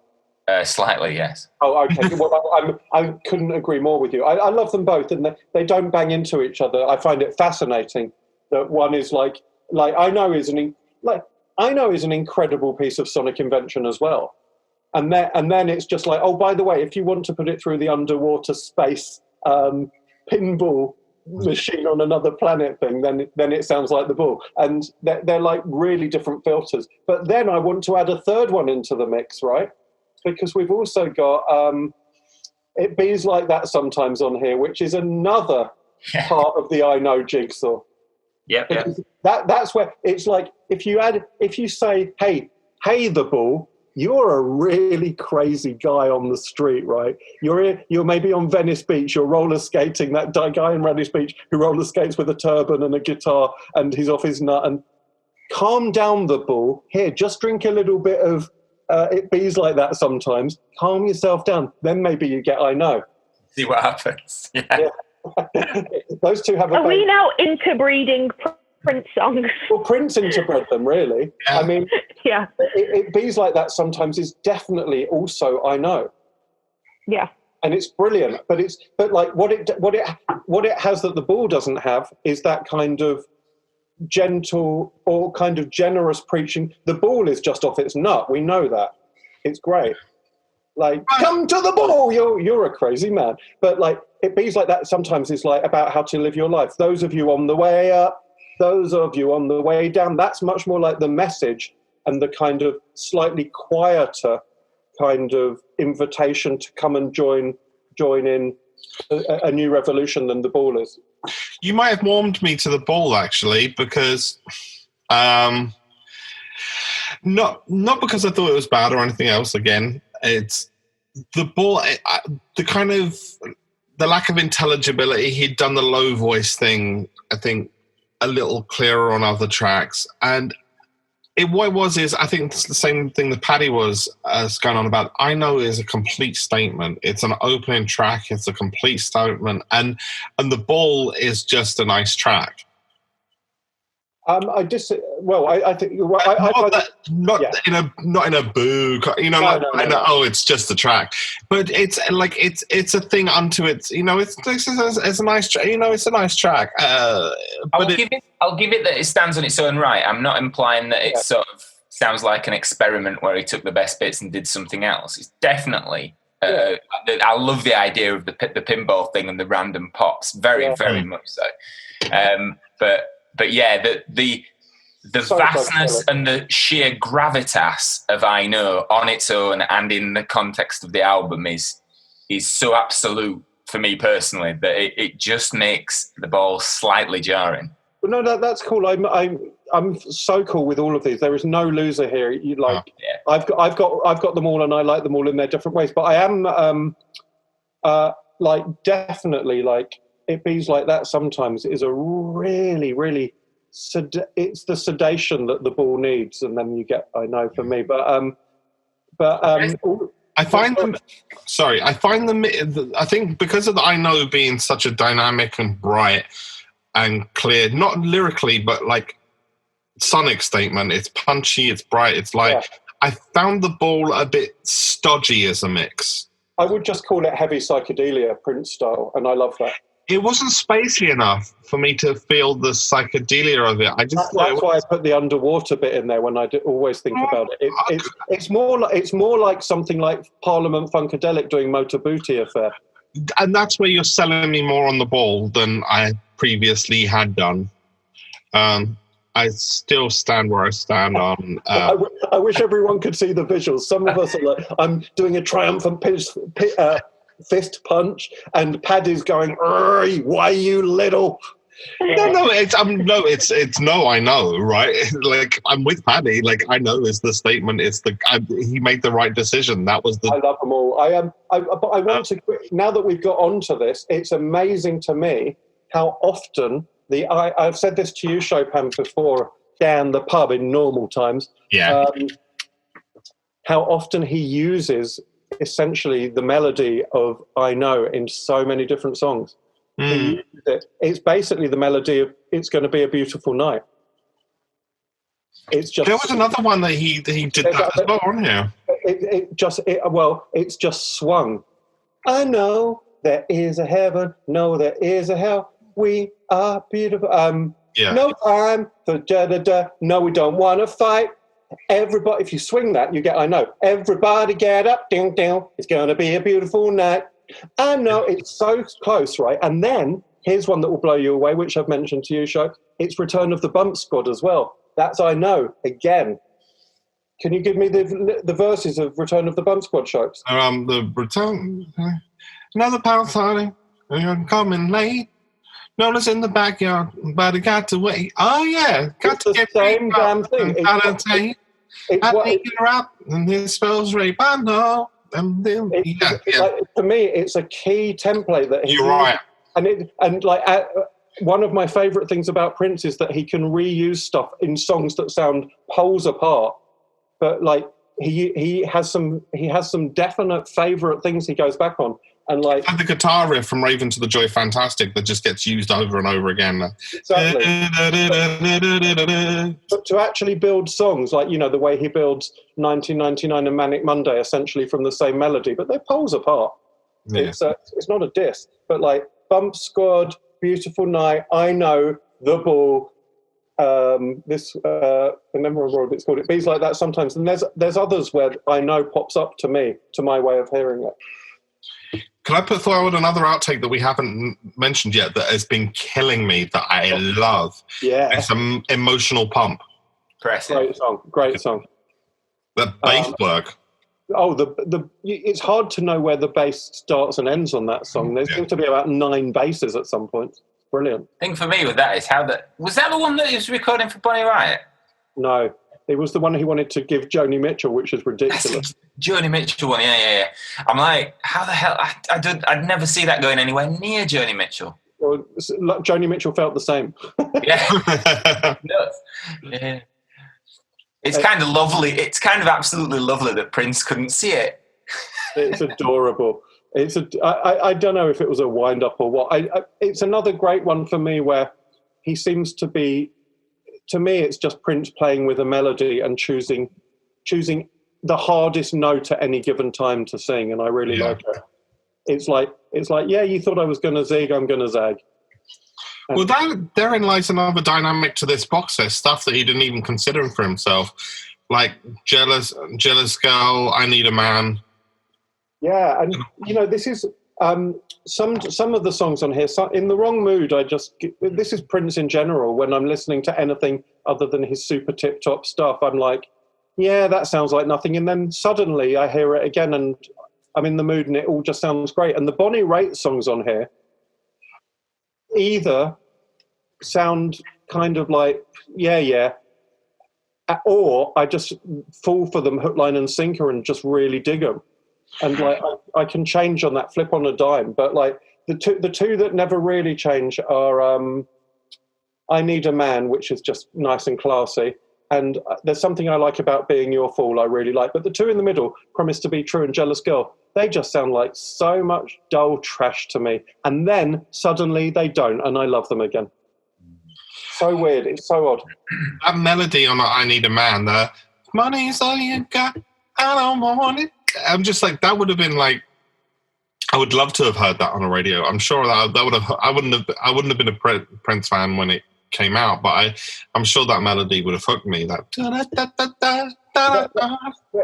definitely much more conventional, those 4 songs. They're kind of Prince playing it straight and doing genre Motowny stuff. And, it's like, I'm glad they're there, and then sometimes I'm not. And I go back and forth on them. What Emotional Pump is like really weird is like, I get the idea of giving commercial songs to other people, but Joni Mitchell? Giving Emotional Pump to Joni Mitchell, I'm with you on that one. It's just, I would have given her Power Fantastic or something like that, or Place in Heaven. I could imagine her doing something interesting with both those songs, but Emotional Pump. Fantastic's a good call, but like it almost seems like an arrogant wind-up to try and to say to Joni Mitchell. Emotional Pump is a great Prince song, but a horrible Joni Mitchell song. Horrible, just like completely not what she was about. It's so odd. Why would you do that? I don't know. Can I Play With You? Is that the best Miles Davis song? I mean, no, I think Can I Play With You is Prince trying to find something with Miles. But Emotional Pump just seems almost like a kind of snub if you consider it as a Joni song. He must have known that she wasn't going to bite. Maybe that's it. I mean, maybe it was less like a snub and more like intimidation. Like he just wanted to make sure it didn't get any further, just in case he got invested in it. I don't know. It's a weird one. I mean, in its own right, I love it because it's all over. It's Prince all over, just doing the thing. It's a damn. Can I chuck in another one? Absolutely. Forever in My Life, early vocal version. Sure. There's nothing. How did we feel about it? There's nothing you can do to that song to ruin it. It's just a good song. You can even change the key, obviously. Not key, but you can even change the chords and somehow or other, it's just a good song. Well, again, he did the right thing. The abstracted version where it's just an electronic heartbeat up against gospel is incredible. This shows the strength of the song. The way that he throws those extra colours of the chording in is lovely. But he made the right choice. It's more interesting to me after the guitar, where the guitar coda comes in the album version and the song fades out. What's more interesting here is the extended run where he just tries out different little templates of bits and pieces of business that ended up going into a lot of the extended live shows. Yeah. Ever in my life. He tries out little flourishes, and it's just a template for him. Yeah. It's interesting. And I love it. I think... Go on, Chopin. No, go on, Leah, go on. I think for me, the bit that excited me the most was hearing the actual backing vocals in time. I know that sounds like a really weird thing, but for me, that was what made the album version. It was the cherry on top. It's what made the entire track for me. Yeah. So to hear that, and again, like Paddy keeps bringing up the official podcast, when you hear the story about that being an accident and not being planned, it kind of adds to it. And they keep mentioning that accidents like that would always end up serving Prince's purpose. His aim, they'd use those things to achieve what he wanted with the song. And I think it's just incredible when you hear, almost because it sounds quite twee, I want to say, the earlier version, it comes across quite twee and quite lighthearted. But when you hear it, how it ended up with just the change of vocals alone, it just gives it this real credibility almost instantly. And it just makes it so much of an abstract piece. Yeah, I think this version sounds like those For You demos, like Nadira and stuff like that. You know, those kind of, they got some really nice kind of like acoustic-y kind of simple groove. I mean, if the original version was on For You, it would not sit out of place to me. You know, it's very acoustic-y, kind of piano-y, conventional. Hadn't found like the vibe yet, but it's interesting. I think you're right. Like hearing the backing vocals as they were originally intended before the studio accident. It's like wanting to hear When Doves Cry with the bass. It's like it's not going to make it a better song. It clearly is not, but I want to hear it. And it's like hearing 1999 with the 3-part harmony all the way through. It's like and the percussion and the Latin percussion piece. It's not that I think that it's going to sound any better. I just want to hear it. I just want to hear. What would we have had if fate hadn't intervened? Exactly, and also it's part of it is his decision making, as like because that tells me something about his decision making. Well, I mean, obviously the out of time backing vocals are an accident that he uses, but there's also so many interesting decisions he's made before you get to that point where, for example, in this early vocal he's sort of going la. How does that la da da da da da? Well, I can't remember how he sings. Da, da, da, da.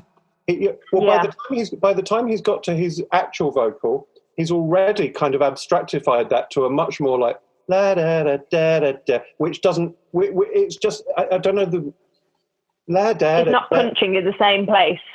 Sorry. It's not punching in the same place. No, what he's putting in something a little bit cooler and more unexpected. He's any other gospel singer quotation unquote, would be going, la da, and he just puts it right down to la da da da, like he can't even, he's already making weird decisions long before, great decisions, long before that accidental backing vocal thing happens. So he's already making the right choices to make magic happen. To paraphrase you, he's taking it from a vertical melody to a horizontal melody, like in a sense. And he is. He's making. He's going. That's expected. This is unexpected. That's where another color would use a bright color. There, I'm going to dull it there.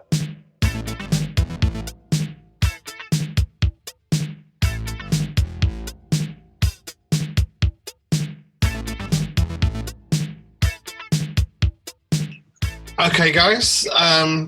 Thank you for listening. I don't think we've got through all of them. I think it was a bit ambitious to think that we could. Not even touched on the DVD, the live concert, the remaster, and box and the presentation. The box and the presentation of the book. Oh, We'll do another 6 hours of talking at some point, but thank you so much. Thank you, Paddy. Thank you, Leah. Thank you, Andy, for joining us today. And we'll be back with more. Chopin, and thanks to anybody who is listening to this, because there's a lot to talk about. We appreciate you.